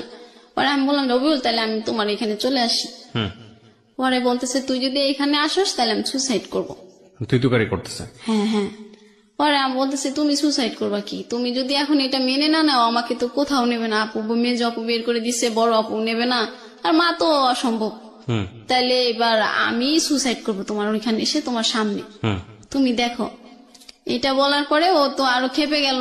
আমি ওর ওইখানে যায় কেন সুসাইড করতে চাইলাম আর কেন ওইখানে আসতে চাইলাম, এটা আমার দোষ, এটা কি বাচ্চা টাচ্চা কিছু হয় নাই, এটা একটা নাটক। শুধু বিয়ে করানোর জন্য, বিয়ে করার জন্য এটা করতেছে। বিয়ে করার জন্য এটা করতেছি। আমি মানে ওর মতো আর ছেলে পাবো না, ও আমার কাছে অনেক সুন্দর এটা বলি, আর সুন্দর ছেলে তো তোকে কেউ বিয়ে করবে না, এই জন্য এখন নাটক শুরু করছিস। পরে আমি আবার আপুকে বললাম যে আপু আচ্ছা আজকে তুমি আমার কাছে তোমার কাছে নিয়ে যাও, পরে আমি আবার ওকে রাত্রে ফোনে বুঝাবো। পরে ও বলতেছে আমি এখন চলে যাব বাড়িতে, বাড়িতে গেলে ফোন অফ থাকবে। পরে আমি বলতেছি না রবিউল তুমি আমাকে 10টা মিনিট সময় দাও, আমি বাসায় যেয়ে তোমাকে ফোন করব। পরে ও বলতেছে আচ্ছা ঠিক আছে। পরে আমি বলছি তুমি আমাকে বিয়ে করবা না? পরে বলতেছে না। পরে আমি বলছি তাহলে আমি তোমার এখানে এসে যদি সুসাইড করি তাও না? কয় না তাও না। পরে আমি বললাম তাহলে কি তুমি আমার সাথে আর সম্পর্ক রাখতে চাও না? পরে বলতেছে যে না রাখতে চাই না। পরে যখন আমি বললাম আচ্ছা ঠিক আছে তুমি আর আমার সাথে সম্পর্ক রাখতে হবে না, তুমি ভালো থেকো, আমি বাচ্চাটার ব্যবস্থা আমি করব, আর আমি তোমাকে কখনো ফোন দেব না, আমি আমার ভাগ্যকে মেনে নিলাম। পরে বলতেছে যে কি ব্যাপার তুমি এত এই বললা বাচ্চা হয়েছে আবার এত সহজে ভাগ্য মেনে নিলা, এই তো তুমি নাটক করলা আমার সাথে এতক্ষণ, আমার এই কষ্ট দিলা, প্যারার ভিতর রাখলা। পরে আমি বলতেছি তুমি এখন এসব কথা বলতেছো কেন? পরে বলতেছে তুই যে নাটক করলি এটাই তো তার প্রমাণ, তুই এত সহজেই মেনে নিলি ভাগ্যকে। পরে আমি বললাম যে দেখো আমি ওইখানে গেলে তুমি সুসাইড করবা, আবার আমি সুসাইড করতে চাইলেও তুমি বিয়ে করতে পারবা না, তাইলে এখন আমি আমার ভাগ্যকে মেনে না নিয়ে কি করব বলো? পরে বলতেছে যে ঠিক আছে রাখ ফোন রাখ, এখন আমি বাড়িতে যাব, আমার খুব প্যারার ভিতর রাখলি। এটা বলে ফোন কেটে দেয়। আমি ওইখানে রাখতে থাকি। পরে একটা আপু বিশ্বাস করে না, পরে একটা ডাক্তারের কাছে নিয়ে যায়। পরে ডাক্তার বলে হ্যাঁ। পরে আপু অনেকগুলো ওষুধ কিনে আমাকে দিয়ে দেয় যে বাচ্চাটা যেন, ও যেহেতু ছেলে তোমাকে আর বিয়ে করতে চাচ্ছে না, তাইলে এটা তুমি নষ্ট করে চাকরিটা করো, আর ওইখানেও তো তোমাকে রাখবে না বাচ্চা সহ। পরে আমি বললাম আচ্ছা ঠিক আছে, তা ওষুধ কিনে দেয়। পরে আমি ওষুধগুলো নিয়ে আমি সিরাজগঞ্জ চলে যাই। সিরাজগঞ্জ শহরে চলে যাওয়ার পর মানে ওইখানে যাওয়ার পরে আমি একটা বাসায় যাই। বাসায় যাই বলি যে আমি বাসাটায় থাকলে তাইলে আর কেউ কোনো সমস্যা করবে না। ও আমার আপু আমার ফোন রেখে দেয় যে ফোন থাকলে তোমার রবিউলের কথা মনে পড়বে, তুমি রবিউলের ছবি দেখবা, ওর স্মৃতিগুলো তোমার চোখে ভাসবে, ওর সাথে কথা বলতে ইচ্ছা করবে। তোমার ফোন নাই, তুমি এখন থেকে যে টাকা বেতন পাবা সব টাকা হাতে দিয়ে দিবা তোমার মেজ বোনের কাছে। পরে এখন আমি বললাম যে এখন তো আর মোবাইল চাওয়া যাবে না, এখন রাগের মাথায় আছে ঠিক আছে মোবাইল নিয়ে নি। পরে আমি যখন চলে যাই আমার আর খুঁজে পাই না। পরে আমি আমার একটা সিম ওইখানে যাই একটা ফোনে উঠাই। পরে দেখি যে সবাই ফোন দিচ্ছে পাগলের মতো আমার ফ্যামিলি। পরে বলছি যে আমাকে ফোন দিচ্ছ কেন? পরে বলতেছে ফোন দিতেছি মানে তুই তুই ঢাকাতে যাস নাই, তুই বাড়িতে চলে গেছিস না কোনে গেছিস বলস না কেন? পরে আমি বলতেছি না আমার ফোন কেড়ে নিয়েছো আমি আর যাব না। পরে বলতেছে তুই ফোনের কারণে আমাদেরকে ছেড়ে চলে গেলি, কোন না কোন দূরে আমরা সারা রাত তোর টেনশন করলাম। আচ্ছা ঠিক আছে তুই চলে আয়, আমি তো ফোন দিচ্ছি। পরে বলছি ঠিক আছে ফোন দিলে আমার শর্ত আছে। পরে বলতেছে কি শর্ত? আমি বলছি যে আমি এই বাচ্চা নষ্ট করতে পারবো না। পরে আমার আপু বলতেছে বাচ্চা না নষ্ট করতে কিভাবে থাকবি? এই ছেলে যদি তোকে বিয়ে করে রাখতো তাহলে তুই থাকতে পারতি, বিয়ে করছে এখন বাচ্চা নিয়ে থাকতেছি, জামাই অনেকদিন পর মেনে নেবে। পরে বললাম যে এত কিছু বুঝি না, তোমরা যদি এতে রাজি হও তাহলে আমাকে বলো আমি আসতেছি। পরে বলতেছে আচ্ছা ঠিক আছে। পরে এটা বলে ওরা আমাকে মানে ধরবে। পরে আমি আসলাম আবার ওইখান থেকে সিরাজগঞ্জ থেকে আমি কিন্তু বাড়িতে যাইনি। পরে আসলাম, আসার পরে বলতেছে যে এই যে ফোন দিলাম, এই যে ফোনের সিম দিলাম, সবকিছু দিলাম, এখন তুমি তোমার জীবনের কোনটা ভালো হয় সেটা তুমি বেছে নিতে পারো। আর রবিউল যদি তোমাকে ভালোই বাসতো তাহলে ও কিছু না কিছু একটা ভালো হ্যাঁ বা না দুটোর একটা বলতো যে ডলিমণি তুমি এটা করো, আমরা সম্পর্কটা আগের মতোই থাকবে। তো ওই রবিউল তো কিছু বললো না। পরে আমার আপু আমাকে গাড়িতে উঠায় দিল, আর গাড়িওয়ালাকে বলে দিল ভাই একে মাওনা নামায় দিবেন, এ যেন অন্য কোথাও না যায়। পরে গাড়িওয়ালাটা চলে গেল লোক ডাকতে। পরে আমি আবার গাড়ি থেকে নেমে আবার চলে যাই সিরাজগঞ্জ। ওইখানে গেলে আমাকে যে ওষুধগুলো দিছে ওইটা আমার ফ্রেন্ডটা হোক আপু হোক খাওয়াবে। পরে আমি ওইখানে চলে যাই। পরে আমার একটা ওইখানে ফুফুয়া ছিল, ওইখানে আমি বলি যে ফুফু আমি তোমার এই বাসায় থাকবো এখন। পরে বলতেছে কে তুই জব করবি না? পরে আমি বলছি না জবটা আর করবো না।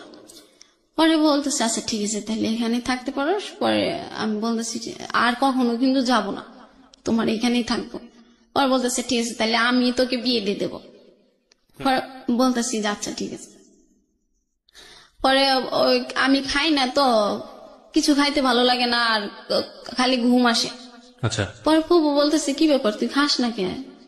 তুই যে পরিমাণ চুরি করে খাবার খাইতি, এখন তো সামনে থাকলে তুই খাস না। বাচ্চাটা তখনও পেটে? হ্যাঁ হ্যাঁ। পরে আমি ফুপুরে বললাম যে ফুপু এই ঘটনা, এই ছেলে তো এখন আমাকে বিয়ে করতে চাচ্ছে না। পরে ফুপু বলতেছে আচ্ছা বিয়ে করতে না চাইলে এরও সমাধান আছে, তুই এটা নষ্ট করে ফেল, তাইলে আর আমরা এখানে থাকবি, কোনো সমস্যা হবে না। পরে ভালো দেখে আমরা একটা বিয়ে দিয়ে দেবো তোকে। এটা বলার পরে আমি বললাম কি বলে, আমি যার জন্য এখানে চলে আসলাম জব ছেড়ে, সেও বলতেছে বাচ্চা নষ্ট করতে। পরে রবিউল ওই দিন ফোন দিল, ফোন দিয়ে বলতেছে কই তুমি? পরে বললাম যে আমি ফুপুর বাসায় আইছি। কেন? পরে বলতেছে যে আমার ফ্রেন্ড তোমার সাথে কথা বলবে, আজম। পরে বলতেছে যে, আমি বললাম যে আজম কি কথা বলবে? তুমি আমি জাগ দিয়ে ভূত ছাড়াবো, সেই তো ভূত, আমি আজমের সাথে কি বলবো? পরে বলতেছে প্লিজ 1 মিনিট কথা বলো। পরে আমি বললাম আচ্ছা ঠিক আছে। পরে আজম বলতেছে যে ডলি তুমি এরকম পাগলামি করতেছো কেন? আর এরকম এই কয়েক দিনে কি কারো বাচ্চা হয়? পরে আমি বলছি যে ভাইয়া আপনিও বিশ্বাস করলেন না। পরে আমাকে বলতেছে রবিউল যেটা বলছে আমি তো সেটাই বলতেছি। পরে বলছে ও রবিউলের কথা বিশ্বাস হলো আর আমার কথা বিশ্বাস হলো না। পরে বলতেছে না। পরে আমি বলতেছি তাইলে ও বলতেছে রবিউল তো একটা চাকরি নেবে, পরে তোমাকে বলি বিয়ে করবে 2-3 মাস পর, এই যে আমার কাছে বললো। পরে এটা বলার পরে আমি তো খুব খুশি। পরে আমি বলছি ঠিক আছে তাইলে তো আমার আর কোনো টেনশনই নাই, আমার তাইলে এটা আর কিছু এটা নিয়ে আর কোনো টেনশন নেই। পরে বলছি তাই রবিউল কি নিজের মুখে বলছে? বলছে হ্যাঁ। পরে আমি বলছি তাহলে রবিউলের কাছে দেন। পরে রবিউলের কাছে দেওয়ার আগে বলতেছে যে শোনো তুমি যে চাকরিটা করো ওইখানে চলে যাও, চলে যায় তুমি রবিউল তোমারই থাকবে, ও তো তোমার। পরে বলতেছে যে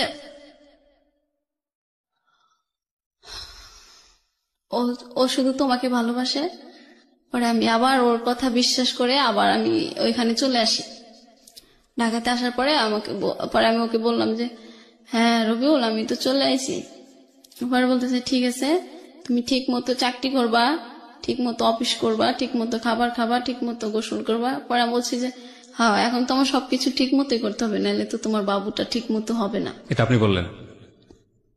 পরে বলতেছে এই জন্যই তোমার সাথে আমার কথা বলতে ইচ্ছা করে না, তুমি কথায় কথায় মিথ্যে কথা বলো, নাটক করো, অভিনয় করো।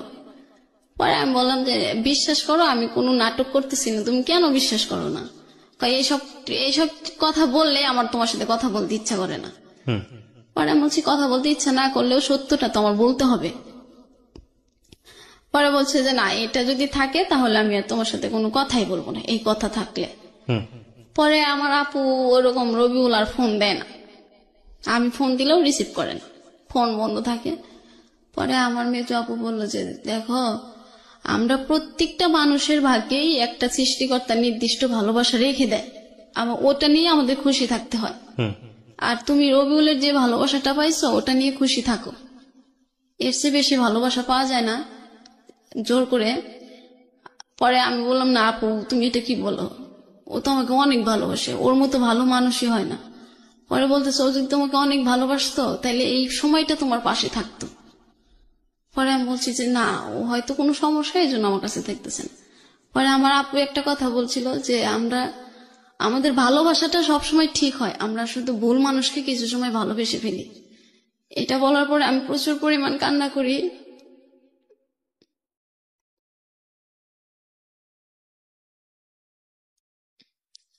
যে তারপর কি হলো? আমি যাকে জীবনের সঠিক মানুষ মনে করলাম সে আজকে আমার কাছে ভুল মানুষ হবে, না এটা হতে পারে না।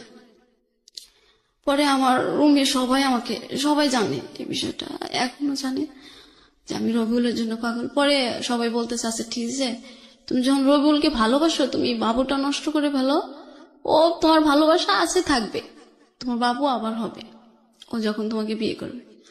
পরে আমাকে সবাই মিলে ও এটা অনেক কিছু বোঝানোর পরে আমি হ্যাঁ বলে দিই, আচ্ছা ঠিক আছে বাবুটা আর রাখবো না।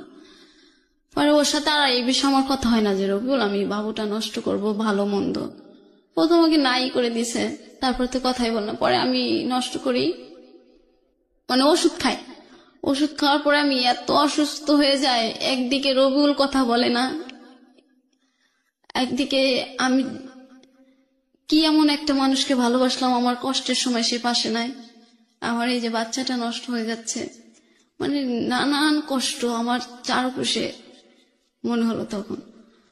আর মানে ওষুধটা বাবুটা নষ্ট হওয়ার সময় আমি এত অসুস্থ হয়ে গেলাম, আমি উঠে দাঁড়ানোর ক্ষমতা আমার ছিল না তখন। পরে আমাকে সবাই সেবা যত্ন করলো, 15 দিন আমি ওই অসুস্থই ছিলাম। পরে ওর সাথে আর এই কথা হয় নাই ভালো করে, ওই হয়তো 1 মিনিট ফোনটা বলতো কি করো, আমি ওই কাউকে দিয়ে ফোনটা রিসিভ করে বলতাম যে হ্যাঁ বল ভালো আছে। পরে একদিন আমাকে বলতেছে জলিমনি, বললাম হ্যাঁ বলো। পরে বলতেছে আমি না একটা কথা বলতে চাই তোমারে। পরে বললাম যে কি বলো। বলতেছে আচ্ছা আমরা কালকে সারা রাত কথা বলবো, তখন তোমার সাথে কথা বলবো। পরে আমি বললাম যে ঠিক আছে, তোমার ফোনে কি টাকা আছে? পরে বলতেছে না। পরে আমি বললাম আচ্ছা ঠিক আছে আমি ফোন দিবনি, তুমি কখনো হয় আমাকে একটা SMS করে জানিয়ে দিও। পরে বলতেছে আচ্ছা ঠিক আছে। পরে রাত গেল আর ফোন দিল না। পরে দিন সন্ধ্যাবেলা ও আমাকে ফোন দিয়ে বলতেছে যে ডলিমনি একটা কথা বলবো। পরে বলছি হ্যাঁ বলো। পরে বলতেছে আমাকে ক্ষমা করে দিও। পরে আমি বললাম ক্ষমা? কিসের ক্ষমা চাও তুমি? আমার কাছে তো তুমি কোনো অপরাধ করো নাই। পরে বলতেছে আমি না বিদেশ চলে যাচ্ছি। এটা বলার পর হুম।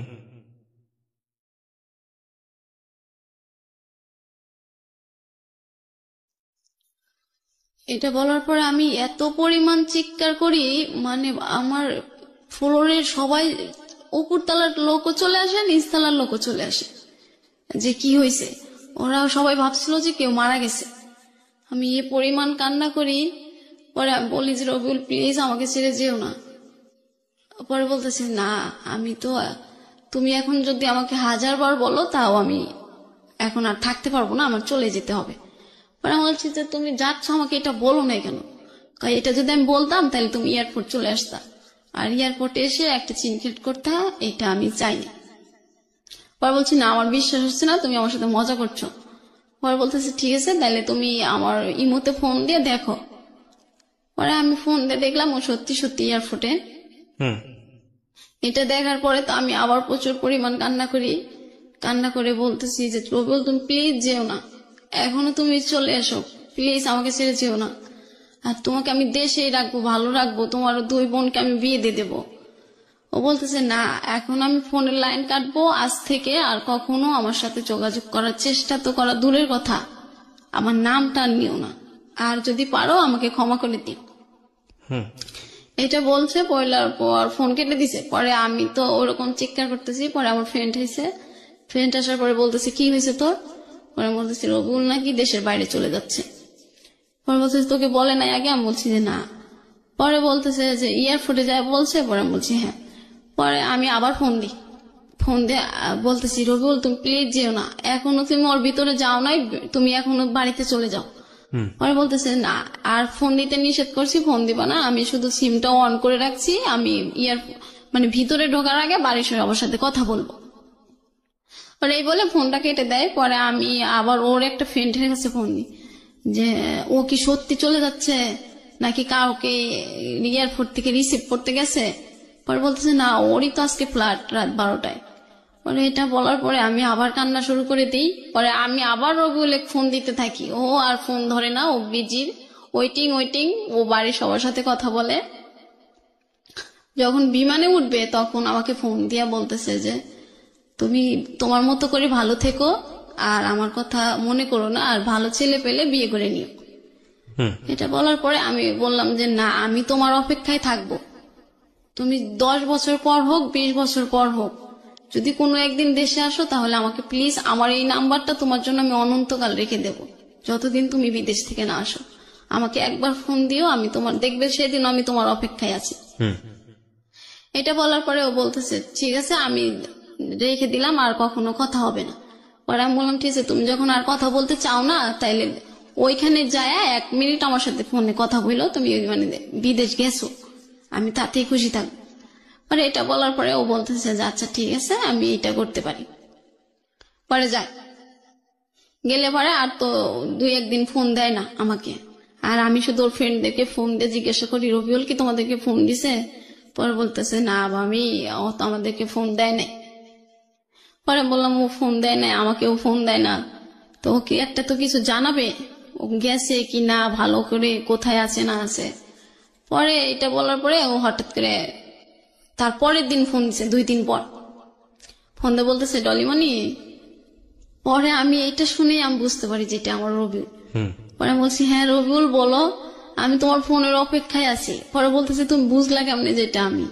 পরে আমি বলতেছি তোমার কণ্ঠ শুনে আমি বুঝতে পারছি এটা তুমি। পরে বলতেছে হ্যাঁ, আমি দেশের কারো কথা এখন মনে করব না, এখন আমি শুধু টাকার চিন্তা করব, আর তুমি পারলে আমাকে ভুলে যেও, আমি ভালোভাবে এসেছি। এটাও বলার পরে আমি আবার অসুস্থ হয়ে যাই। একেতে ও চলে যায়, আর কথা হয় না, এই এক টেনশন। আর ওর সাথে কথা না বললে তো আমি থাকতেই পারতাম না। আমার বাবুটা নষ্ট করছি, এটার এক কষ্ট। আর বাড়িতে সবার কাছে কালারিং হয়েছি, এটার এক কষ্ট। এখন আর কেউ ওইভাবে, মানে আমার কষ্টের সময় যদি ওদেরকে 1000 বলি তাই ওরা আর ওইভাবে নেয় না, যে তুমি এরকম কাজ করছো, এটার কষ্ট তোমারই ভোগ করতে হবে। পরে আবার বেশ কিছুদিন আমি এইভাবেই থাকি, চুপচাপ, কারোর সাথে কথা বলি না, খাবার খুব কম খাই। পরে একদিন আমার আপু বলতেছে যে এখন কি রবিউলের আশায় থাকবি নাকি অন্য কারোকে বিয়ে করার চিন্তা ভাবনা করবি? পরে আমি বলতেছি না, আমি ওকে 10 বছর অপেক্ষা থাকতে আমি বলে দিছি, ও 10 বছর পরে দেশে আসে আমার কাছে আসবে। পরে ও বলছে এই কথা তো ও দেয় না, এটা তো তুমি দিছো, ওই ছেলে আর এসে তোমাকে কখনো যোগাযোগ করবে না। এটা বলার পরে আমার অফিস বন্ধ থাকে শুক্রবার, ও একদিন শুক্রবারে ফোন দিছে। ফোন দিয়ে বলতেছে কেমন আছো? পরে আমি বলতেছি হ্যাঁ ভালো আছি। পরে বলতেছে ভালো আছো? আমি বলছি তুমি কেমন আছো? বলতেছে হ্যাঁ ভালো আছি। পরে বলতেছে যে তুমি আমাকে ভুলে যেতে পারতেছো? পরে আমি বলছি যে এটা কি এত সহজে ভোলা যায়? তোমাকে তো আমি বলছি যে আমি তোমাকে কখনো ভুলতে পারবো না। পরে বলতেছে যে আমি কিন্তু তোমাকে অলরেডি ভুলে গেছি, এইখানে অনেক ইন্দোনেশিয়ার মেয়েরা আছে, অনেক সুন্দরী, তোমার মতো আর কাক পাখি না, আর কাউকে কাক পাখি বলে ডাকতে হয় না আমার।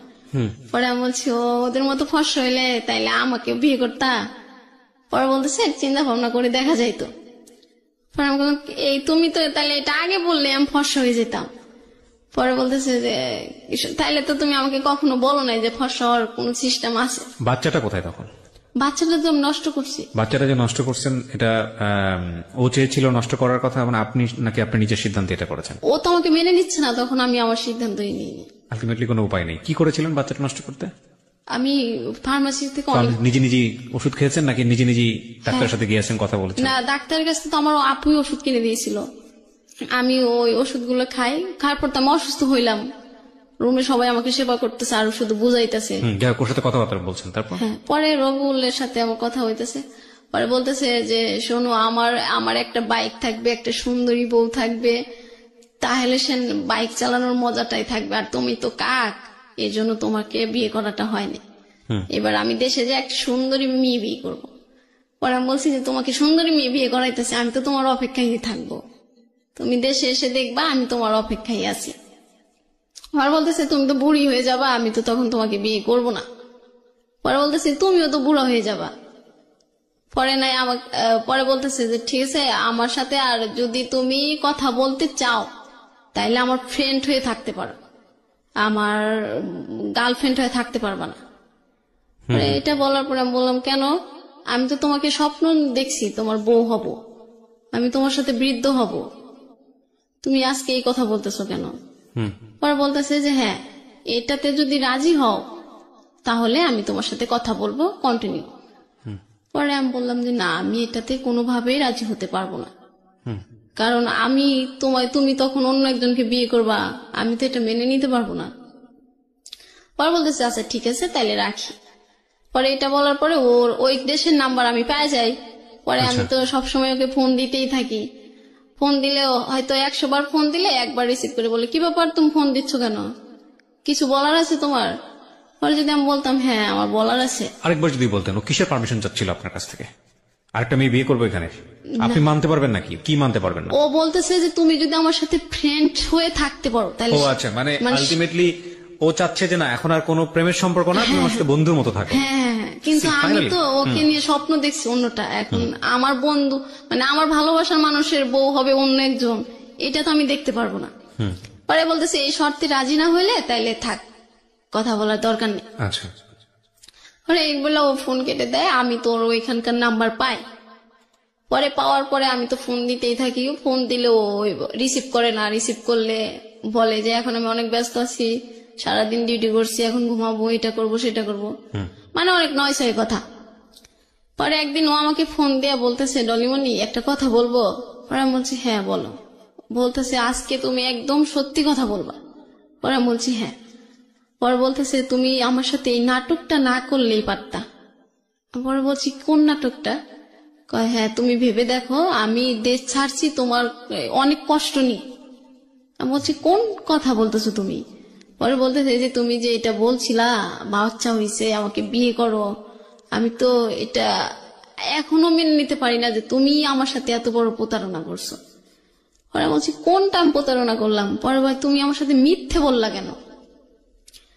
এই 2-3 মাসে বাবু হয় আমি তো এটা জানি না। পরে আমি বলছি তুমি তাইলে একটা কাজ করো, দাদার কাছে জিগে, মিঠু ভাইকে জিগেলে মিঠু ভাই বলবে, যেহেতু মিঠু ভাইয়ের বউ আছে তাইলে তুমি ক্লিয়ার হতে পারবা আসলে আমি মিথ্যে বলছি না সত্যি বলছি। পরে বলতেছে 3 মাসে বাবু তুমি এটা বুঝতে পারো কেমনে? পরে আমি বলছি যে এটা বোঝা যায়, তুমি আমাকে বিশ্বাস না করলে তুমি দাদাকে। পরে বলতেছে ঠিক আছে তাহলে তুমি তোমার বাবার কসম দিয়ে বলতে পারবা? পরে আমি বলছি হ্যাঁ আমার মৃত বাবার কসম, এটা আমি সত্যি বলতেছি, এখনো বলি, আগেও বলি, পরেও বলবো। পরে বলতেছে আচ্ছা ঠিক আছে তাই রাখি। রাখি বলতে বলতে ও আবার একদিন ফোন দেয় বলতেছে যে আচ্ছা তুমি আমার জন্য কতদিন অপেক্ষা করতে পারবা? পরে আমি বলছি তুমি যতদিন সুমাইয়া মাসুমা ওদেরকে বিয়ে দিবা, বাড়িতে সুন্দর করে একটা ঘর দিবা, আমি আর তুমি থাকবো, আর একটা ঘর দিবা, মা বাবা থাকবে, ততদিন মানে যতদিন তোমার নিজের পায়ে না দাঁড়ানো হয় ততদিন পর্যন্ত তুমি দেশের বাইরে থাকো, আমি এখানেই থাকবো, তারপরে আমরা দুজন আবার সুখে সংসার করব। পরে বলতেছে যে তাইলে আমি 10 লাখ টাকা গুছাই আর তুমি 10 লাখ গুছাও। পরে আমি বলছি ঠিক আছে, আমি তো এখানে 10 বছর চাকরি করি, তুমি বিদেশ থাকো 10 বছর, তাহলে আমাকে এখান থেকে তো 5 লাখ টাকা এমনি দেবে। পরে বলতেছে আচ্ছা ঠিক আছে। এটা বলার পরে আবার একদিন আবার অনেক কয়দিন কথা হয় না। কথা না হইলে আমি তো ফোন দিতে থাকি, দেখে ও আমাকে ব্লক করে দেয়। ইমোতে ব্লক করে দেওয়ার পরে আমি আর ওকে খুঁজে পাই না, আমি তো পাগল হয়ে গেলাম। পরে আমার একটা ফ্রেন্ডের ইমোতে ওর নাম্বারটা সেভ করলাম, সেভ করার পরে ওই নাম্বার থেকে ফোন দিলাম, পরে ওই নাম্বারটাও ব্লক করে দেয়, যেটাই দেখে যে আমার কণ্ঠ সেটাই ব্লক করে দেয়। পরে ব্লক করে দিলে তো আর আমার ক্ষমতা নাই ওকে সারাক্ষণ ফোন দেওয়া। আর ওই দেশের যে নাম্বারটা ছিল, পরে বলতেছে এই নাম্বারে যদি ফোন দাও তাহলে এই সিমটা আমি চেঞ্জ করে ফেলবো, তোমার ক্ষমতা নাই আমাকে খুঁজে বের করার। পরে আমি বললাম ঠিক আছে রবিউল, আমি আজকে বুঝতে পারলাম তুমি যে আমাকে কতটা ঘৃণা করো। আমি ফোন দিয়ে দেখে আমাকে তুমি ব্লক করে দিয়েছো, আমি ফোন দিয়ে অন্যজনের ফোন দিয়ে তাকেও ব্লক করছো, আমি ফোন দেবো দেখে তুমি সিম চেঞ্জ করতে ফেলবা। ঠিক আছে সিম চেঞ্জ করার দরকার নেই, তুমি সিম রেখে দাও, আমি আর তোমার সাথে যোগাযোগ করবো না। পরে এটা বলার পরে আমি ওরকম আমি আর এখন কারোর সাথে বেশি কথা বলি না। ওই সময় কেউ কিছু জিজ্ঞাসা করলে হ্যাঁ না। আর তখন ও চলে যাওয়ার পরে অপূর্ব নাটক আমার বেস্ট সময় হয়ে যায়, মানে প্রত্যেক দিন অপূর্বর 4 থেকে 5টা নাটক আমি দেখতাম। অপূর্বর নাটক দেখতে দেখতে এক সময় আমি মানে ওকে ফোন দেওয়াটা ভুলে যাইতাম, মানে ওর ব্লক করা। তারপরে আমি দিনে একবার করে ফোন দিতাম যে যদি কোনোদিন ব্লকটা খুলে ফেলে। পরে একদিন ওই নিজে থেকে ফোন দিছে, ফোন দিয়ে বলতেছে কি করো? পরে বলতেছি তোমার আমি বলছিলাম যে তুমি যদি কখনো হারিয়ে যাও তাহলে অপূর্ব নাটক আমার সঙ্গী হয়ে যাবে। পরে বলতেছে ও অপূর্ব নাটক দেখো? পরে বলতেছি হ্যাঁ। পরে কইতেছে অপূর্বর একটা নাটক দেখো। পরে আমি বলছি কি নাটক? পরে কইতেছে যে উৎসর্গ ভালোবাসা। পরে আমি ওই নাটকটা বলছি আচ্ছা ঠিক আছে, তোমার সাথে কথা শেষ হওয়ার পরে আমি নাটকটা দেখবো। পরে ওই নাটকটা দেখলাম। পরে বলতেছে নাটক শেষ হলে আমাকে আবার একটা ফোন দিবা। পরে আমি বলছি তুমি তো আমাকে ব্লক করছো, আমি কিভাবে ফোন দিব? পরে বলতেছে ঠিক আছে আমি ব্লক খুলছি, তুমি ফোন দিও। পরে আমি ফোন দিয়ে আমি তো মহা খুশি, সবাইকে বলতেছি যে দেখো আমার রবিউল না আমার ব্লক খুলে দিছে। সবাই তো আমার কইতেছে কি পাগল, যে ছেলেটা এতবার অপমান করে সেই ছেলেটা আজকে ব্লক খুলে দিছে আর সে সবকিছু ভুলে গেছে। পরে আমি বলতেছি না রে, ওর হয়তো সমস্যা হয়েছিল এই জন্য ব্লক করে রাখছে। পরে বলতেছে যে ঠিক আছে নাটকটা শেষ হলে আমাকে কিন্তু অবশ্যই ফোন দিবা। পরে বলছি আচ্ছা ঠিক আছে। পরে আমি নাটকটা শেষ করে ওকে ফোন দিই। ফোন দেওয়ার পরে বলতেছে এই নাটকটা কেমন লাগলো? পরে বলছি হ্যাঁ ভালো লাগছে। পরে বলতেছে আজকে থেকে অপূর্ব নাটক দেখা বাদ দিয়ে সিয়াম এর নাটক দেখবা। পরে আমি বললাম আচ্ছা ঠিক আছে। পরে বলতেছে সিয়াম আমার ফেভারিট নায়ক, ওর নাটক দেখবা। পরে আমি বললাম আচ্ছা ঠিক আছে। পরে এই নাটকটা কথা বলার পরে ও একটা অপূর্বর গান দেয়, গান দেওয়ার পর আবার আমাকে ব্লক করে দেয়। পরে আমি বললাম যে কি ব্যাপার, এই মাত্র ভালো মানুষ কথা বললো আবার ব্লক করে দিল। পরে রুমে আমি কান্না করতেছি। পরে রুমে সবাই বলতেছে কি ব্যাপার রবিউল না, তুই কি বললি যে কেবল কি যেন দিছে, খুব খুশি। পরে আমি বলছি অপূর্বর একটা গান দিছে। পরে গানটা এরকম তো আমার এখন ভালো থাকা আমার উপর নেই, তোমার মতো তুমি ভালো থেকো। পরে এই গানটা শোনার পর রুমে সবাই বলতেছে এবার তুই নিজে থেকে ওকে ব্লক করে দে, মন থেকে। আচ্ছা। পরে আমি বললাম না, আমি ওকে মন থেকে কখনোই ব্লক করতে পারবো না। পরে এভাবে কান্নাকাটি করার পর রুমে সবাই বিরক্ত হয়ে যায় মানে আমার প্রতি। এই একটা ছেলেকে নিয়ে সারাক্ষণ, যে ছেলে তোমাকে চায় না, সেই ছেলে তোমাকে পাত্তাই দেয় না, তাও কেন তুমি সেই নতুন করে জীবনটা শুরু করো। আমিও চেষ্টা করতাম যে আচ্ছা রবিউলকে ভুলে থাকি, কিন্তু আমি কিছুতেই পারতাম না ভুলে থাকতে। পরে এরকম করতে করতে আমি ও বলতো যে নামাজটা ঠিক মতো পড়ো। পরে আমি একদিন নামাজ পড়ে মানে বলতেছি যে হে আল্লাহ, তুমি কি আমাকে রবিউলের সাথে আর কখনো মিলে দেবে না আগের মতো। এরকম করতে করতে রুমে মনে হয় ওই দিন সারা রাত চলে গেছে, আমি ওইভাবেই আছি একই অবস্থায়। পরে একদিন আমার ফোনটা আমি আর কাছে রাখি না, যেহেতু আমার রবিউলই নাই, আমার ফোনের আর দরকার নেই। পরে ফোনটা আমি দিয়ে দিই একটা মেয়ের কাছে। ও বলতেছে ঠিক আছে ফোনটা আজকে একটু আমার কাছে দাও, আমার ফোনে চার্জ নাই, তোমার ফোনে সিম ভরে রাখবো, তোমার ফোনে তো 2টা ফোন সিম ভরা যায়। পরে দেখি যে বিদেশ থেকে ফোন আইছে, ওই মেয়ে আর রিসিভ করে নাই, আমার ফোন ও রিসিভ করবে কি নাকি বলবে। পরে আমাকে বলতেছে কালকে রাত্রে না তোমাকে একটা ছেলে ফোন দিছিল বারবার, তো ধরি না। বলছি ভালো হয়েছে, ছেলে মানুষের কথা আর বইলো না, ধরো নাই, ভালো করছে। পরে আমি লুডো খেলতেছি মনে হয় আমার ফ্রেন্ডদের সাথে, আর আমি সবসময় লুডো খেলতাম টাকা দিয়ে, আমি কখনো হারতাম না। আচ্ছা, আমি শুধু একবার, একটা ভালো অভ্যাস না, যাই হোক। হ্যাঁ বলেন। হ্যাঁ। পরে দেখি আমার ফোনটা বাজতেছে। পরে আমাকে আমার রুমমেট বলতেছে জলেবু তোমার ফোন বাজে, যাও ফোনটা রিসিভ করো, নাইলে তোমার মনটা খেলার ভিতর থাকবে না। পরে আমি বলছি না রে, যার ফোনের অপেক্ষায় থাকি সেই ফোন দেয় না, আর ঘোড়ার ফোন বেজে কি হবে। পরে ওই মেয়ে বলতেছে ঠিক আছে, আমি ধইরা যদি কোনো অপরিচিত ছেলে হয় তাইলে কিন্তু আমি প্রেম করা শুরু করবো। পরে বলছে ঠিক আছে যা। পরে ও ফোন ধরছে। পরে রবিউল বলতেছে যে আমি রবিউল, এখানে কি ডলিমনি আছে? পরে ওরা বলতেছে আল্লাহ জলেবু তোমার ফোন, রবিউল। পরে আমি তো ফোনটা রিসিভ করে মানে কি বলবো ওকে, মহা খুশি। পরে বলতেছি রবিউল তুমি এতদিন পর আমাকে ফোন দিলা। পরে বলতেছে হ্যাঁ, মাঝে মাঝে মনে পড়লে ফোন দেবো, আমি বলছি না, যখন আমার কথা বলতে ইচ্ছে করবে তখন কথা বলবো। হুম। আমি তো তোমাকে না করি নাই কথা বলতে। পরে আমি বলছি আচ্ছা রবিউল তোমার ইচ্ছা করলে তুমি কথা বলবা, আর আমার যখন ইচ্ছে করে তখন আমি তোমার ফোনে ফোন দিলে ওই যে আমার ব্লগটা এটা দেখতে হয়, হুম। তাহলে কেমন না বলো? পরে বলতেছে এই জন্য তো তোমার সাথে আমি কথা বলি না, আমি যখন কথা বলবো তখন কথা বলবা, এর বেশি কথা বলবা না।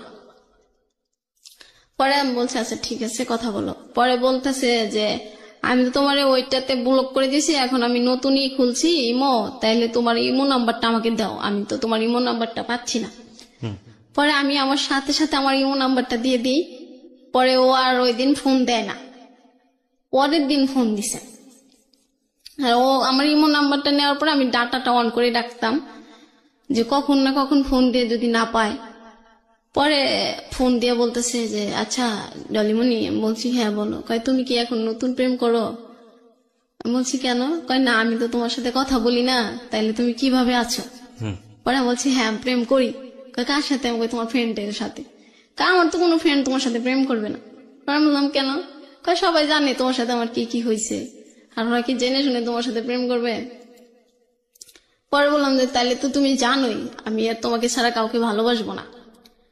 পরে বলতেছে যে তুমি আমাকে এখনো ভুলতে পারো না, আমি তো বলছি তোমাকে আমি বিয়ে করব না, তাহলে তুমি ভুলে যাও না কেন?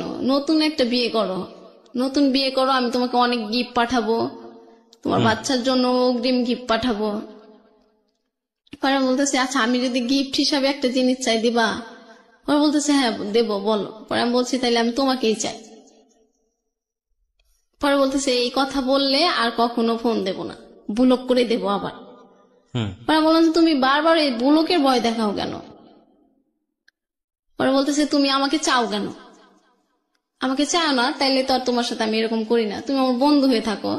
পরে আমি বলছি যে তুমি যেহেতু আমাকে চাও না তাহলে বন্ধু চাও কেন? পরে বলতেছে তুমি অনেক ভালো একটা মেয়ে, আমি তোমাকে কখনো ভুলতে পারবো না। আমি বলছি কেন? কয় তুমি যে অনেক ভালো একটা মেয়ে এর জন্য ভুলতে পারবো না। পরে বললাম যে আমি যদি অনেক ভালো মেয়ে হই তাহলে তুমি আমার সাথে থাকতে চাও না কেন?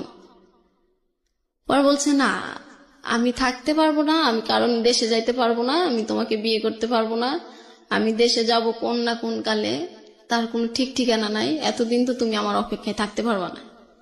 পরে বলছে তুমি এটা বলো কেন? আমি তো থাকতে পারবো, আমি তো জানি তোমার জন্য আমি কি করতে পারবো না পারবো।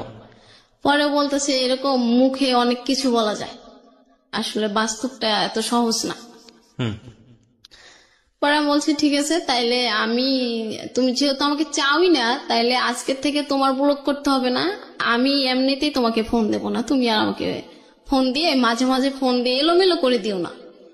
যদি আমার কাছে ফিরে আসতে চাও কোনোদিন, আমি সেদিনকেই তোমাকে নেব, কিন্তু এই যে তুমি বন্ধু হবা, এটা হবা সেটা হবা, এরকম ফোন দিয়ে এরকম কথা বললো না, দরকার নেই। রাইট। হ্যাঁ, কারণ আমি একটু নিজেকে যখনই গুছিয়ে নিই তখনই আবার এসে এলোমেলো করে দাও। তুমি তখনই আমাকে এলোমেলো করে দাও। আমি তারপরে আবার 2-3 সপ্তাহ তোমাকে মানে তোমার মানে মাথা থেকে তোমাকে আর বের করতে পারি না, রাইট। যখন একটু বের করি আবার তুমি এলোমেলো করে দাও। তাইলে এরকম করাচ্ছে একবারে চলে যাওয়াই ভালো, তুমি যাও সুখে থাকো, আমি এটাই চাই। পরে বলতেছে আচ্ছা ঠিক আছে তাইলে আর আমাদের কথা হবে না। পরে বলতেছে যে বাবার অসুখ, একদিন ফোন দিয়ে বলতেছে বাবার অসুখ, বাড়িতে টাকা দিতে পারি না। পরে আমি বললাম যে ঠিক আছে তাইলে আমার কাছ থেকে টাকা নাও, নিয়ে তুমি করো বাড়িতে দিয়ে দাও। পরে বলতেছে না তোমার কাছ থেকে টাকা নেওয়া যাবে না, এমনি তুমি আমার কাছে, আমি তোমার কাছে অনেক ঋণ। পরে বলতেছি না আমার কাছে তুমি কোনো ঋণ নি নাই। পরে বলতেছে যে এই জন্যই তোমাকে আমি আমার বন্ধু করে রাখতে চাই, তুমি কেন বোঝো না? পরে বলছি না আমি এর জন্যই তোমাকে চাই আমার করে, তুমি কেন বোঝো না? পরে বলতেছে ঠিক আছে এখন রাখি, কাজে যাব, পরে অন্য একদিন কথা হবে। পরে বললাম যে আচ্ছা ঠিক আছে, তাই আমি তোমার ফোনের অপেক্ষায় থাকবো, আমি সবসময় ফোন আমার কাছেই রাখি, অফিসে গেলেও বাসায় থাকলেও যেখানে গেলে, যে যদি হঠাৎ করে রবিউল ফোন দিয়ে আমাকে না পায়। পরে একদিন ফোন দিয়ে বলতেছে যে আমার অফিসে না ঠিক মতো কাজ হয় না, স্যালারিও পাই না, আর যে টাকা স্যালারি পাই ওইটা আমার খাওয়ার জন্যই চলে যায়, বাড়িতে দিতে পারি না। এই মাসে বাড়িতে মাত্র 4,000 টাকা দিছি। আমি বলছি, পরে বলতেছি তাহলে এই কোম্পানিটা চেঞ্জ করে ভালো, অন্য একটাতে যাও। পরে বলতেছে এই কোম্পানি চেঞ্জ করতে আর 3 লাখ টাকা লাগবে, তাইলে সে আমি অন্য কোম্পানিতে যেতে পারবো, স্যালারি পাবো। পরে আমি বলছি ঠিক আছে, তাহলে আমি যদি 3 লাখ টাকা দিই তুমি কি এই কোম্পানি চেঞ্জ করবা? মানে আপনি বললেন হইলো ছেলেটাকে, হ্যাঁ, মানে রবিউলকে? ও বাড়িতে টাকা দিতে পারছে না, আচ্ছা। আর মানে বাড়িতে যত তাড়াতাড়ি টাকা পয়সা দিয়ে ই করতে পারবো তাড়াতাড়ি দেশে চলে আসতে পারবে। পরে বলতেছে হ্যাঁ এটা করা যায়। পরে আমি বলছি ঠিক আছে, তুমি যদি অন্য কোম্পানিতে যাও তাহলে আমাকে জানাও, আমি টাকা পাঠিয়ে দেব। পরে ও একদিন ফোন দিয়ে বলতেছে যে পাসপোর্ট যে মালিকের কাছে, উনি 3 বছর না হলে পাসপোর্ট দেবে না, আমি আর অন্য কোম্পানিতেও যাইতে পারবো না। পরে বললাম যে তাহলে তো এখন কিছু করার নাই, এইখানেই থাকতে হবে, যে কয়টা করে বাড়িতে পাঠাইতে পারো ওইটাকে দিতে হবে। পরে বলতেছে হ্যাঁ। পরে একদিন আমি বলতেছি আচ্ছা রবিউল, আমাকে কখনো তোমার মিস করো না? পরে বলতেছে না। বলতেছি কখনো আমাকে আর কাক পাখি বলতে ইচ্ছা করে না তোমার? বলে না। পরে আমি বলতেছি কখনো আমাকে বউ বলে ডাকতে ইচ্ছা করে না? বলতেছে না। পরে আমি কখনো কি আমাদের কাটানোর সময়গুলো তোমার মনে পড়ে না? বলতেছে না। পরে বলছি কেন? কয় কি এমনি তুমি মিথ্যে কথা বলো, নাটক করো, এই জন্য তোমার কথা আমার একটু মনে পড়ে না, আমি এখন তোমাকে ঘৃণা করি। বলছি তো আমাকে ঘৃণা করো তো আমার সাথে কথা বলো কেন? কয় কথা বলি যদি তুমি আমার ভালো বন্ধু হতে রাজি হও কোনোদিন, এই জন্য।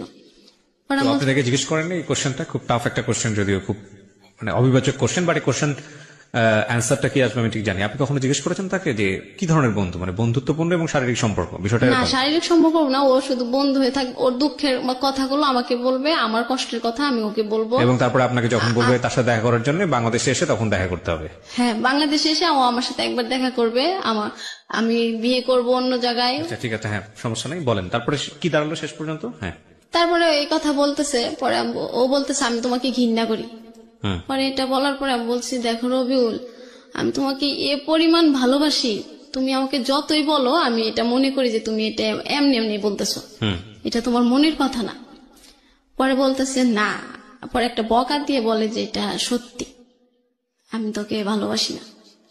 সেদিন আমার অনেক কষ্ট হয়, ও যেদিন আমাকে বলে যে আমাকে ঘৃণা করে,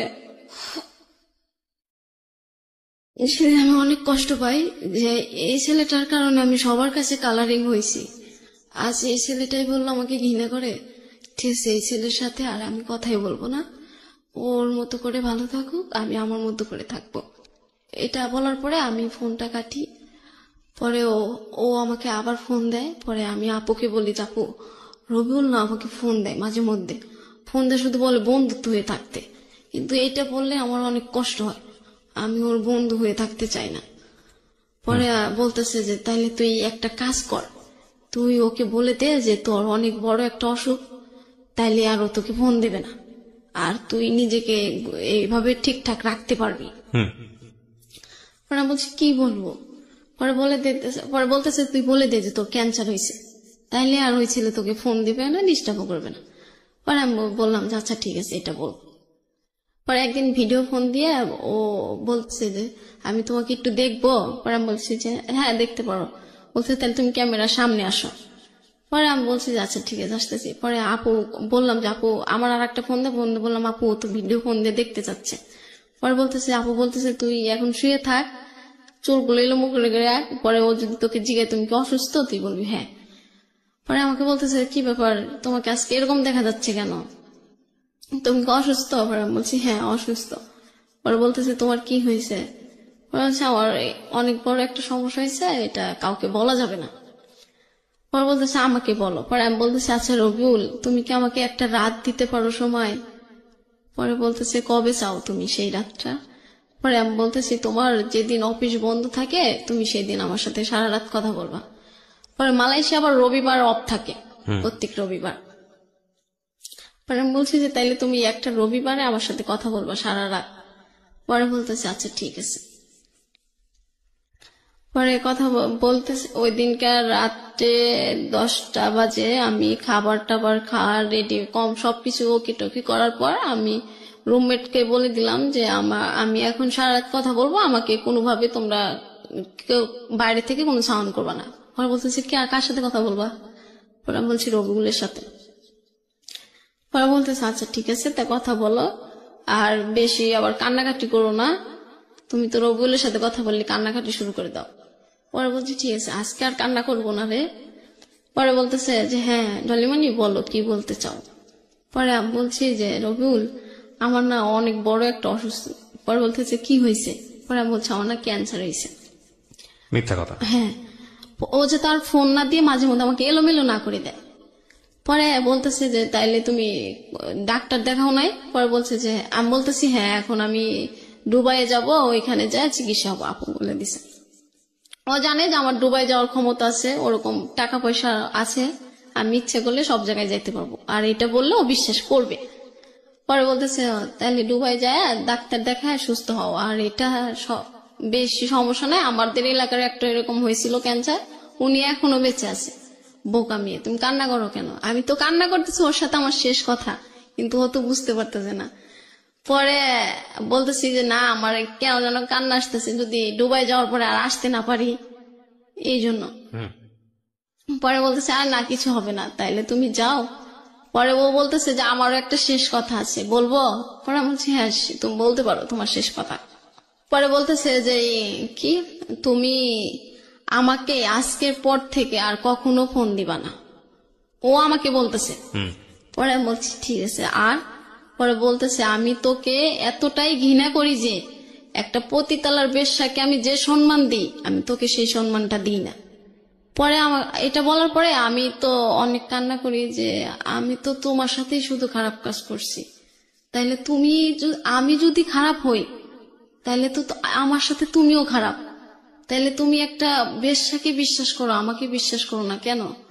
পরে বলতেছে যে তুমি শুধু নাটক করো, এটা বলতেছে। পরে আমি বলছি রবিউল বিশ্বাস করো আমি আমাকে নাটক করে এটা বলে কেন, আমি ওই যে বাসাটায় কাজ করতে গেছিলাম ওইটা ওর বিশ্বাস হয় নাই, যেই মেয়ে করবে কাজ অন্যর বাসায়। আর নাটক হচ্ছে যে আমি বলছিলাম যে বাড়ি থেকে আমাকে কেউ মেনে নেবে না, বাড়িতে উঠাবে না, এটাকে নাটক বলে। আর ওই যে ওকে যে বলছিলাম যে ঠিক আছে তুমি যখন আমাকে মেনে নিচ্ছ না তাইলে ঠিক আছে তুমি তোমার মতো থাকো, আমার জীবনের ডিসিশন আমি নিজেই নিব। ও এই তিনটা জিনিস বিশ্বাস করতে পারে না, এই জন্য ও আমাকে এখনো বলে আমি ওর সাথে নাটক করি। পরে এটা বলার পরে ও যখন এটা বলতেছে পরে আমি বলছি যে আর কিছু বলবা। পরে বলতেছে হ্যাঁ তুমি আর কখনো আমার নাম। তারপরে কি হলো? ও তারপরে এসব ফোনটা কেটে দিলেন, রেখে দিলেন? না ফোন রাখে নাই। পরে আমি বলতেছি যে রবিউল আমি যতদিন বেঁচে থাকবো ততদিন তোমাকে ভালোবেসেই থাকবো, আর তুমি আমাকে যতই ঘৃণা করো আমি তোমার অপেক্ষায় থাকবো।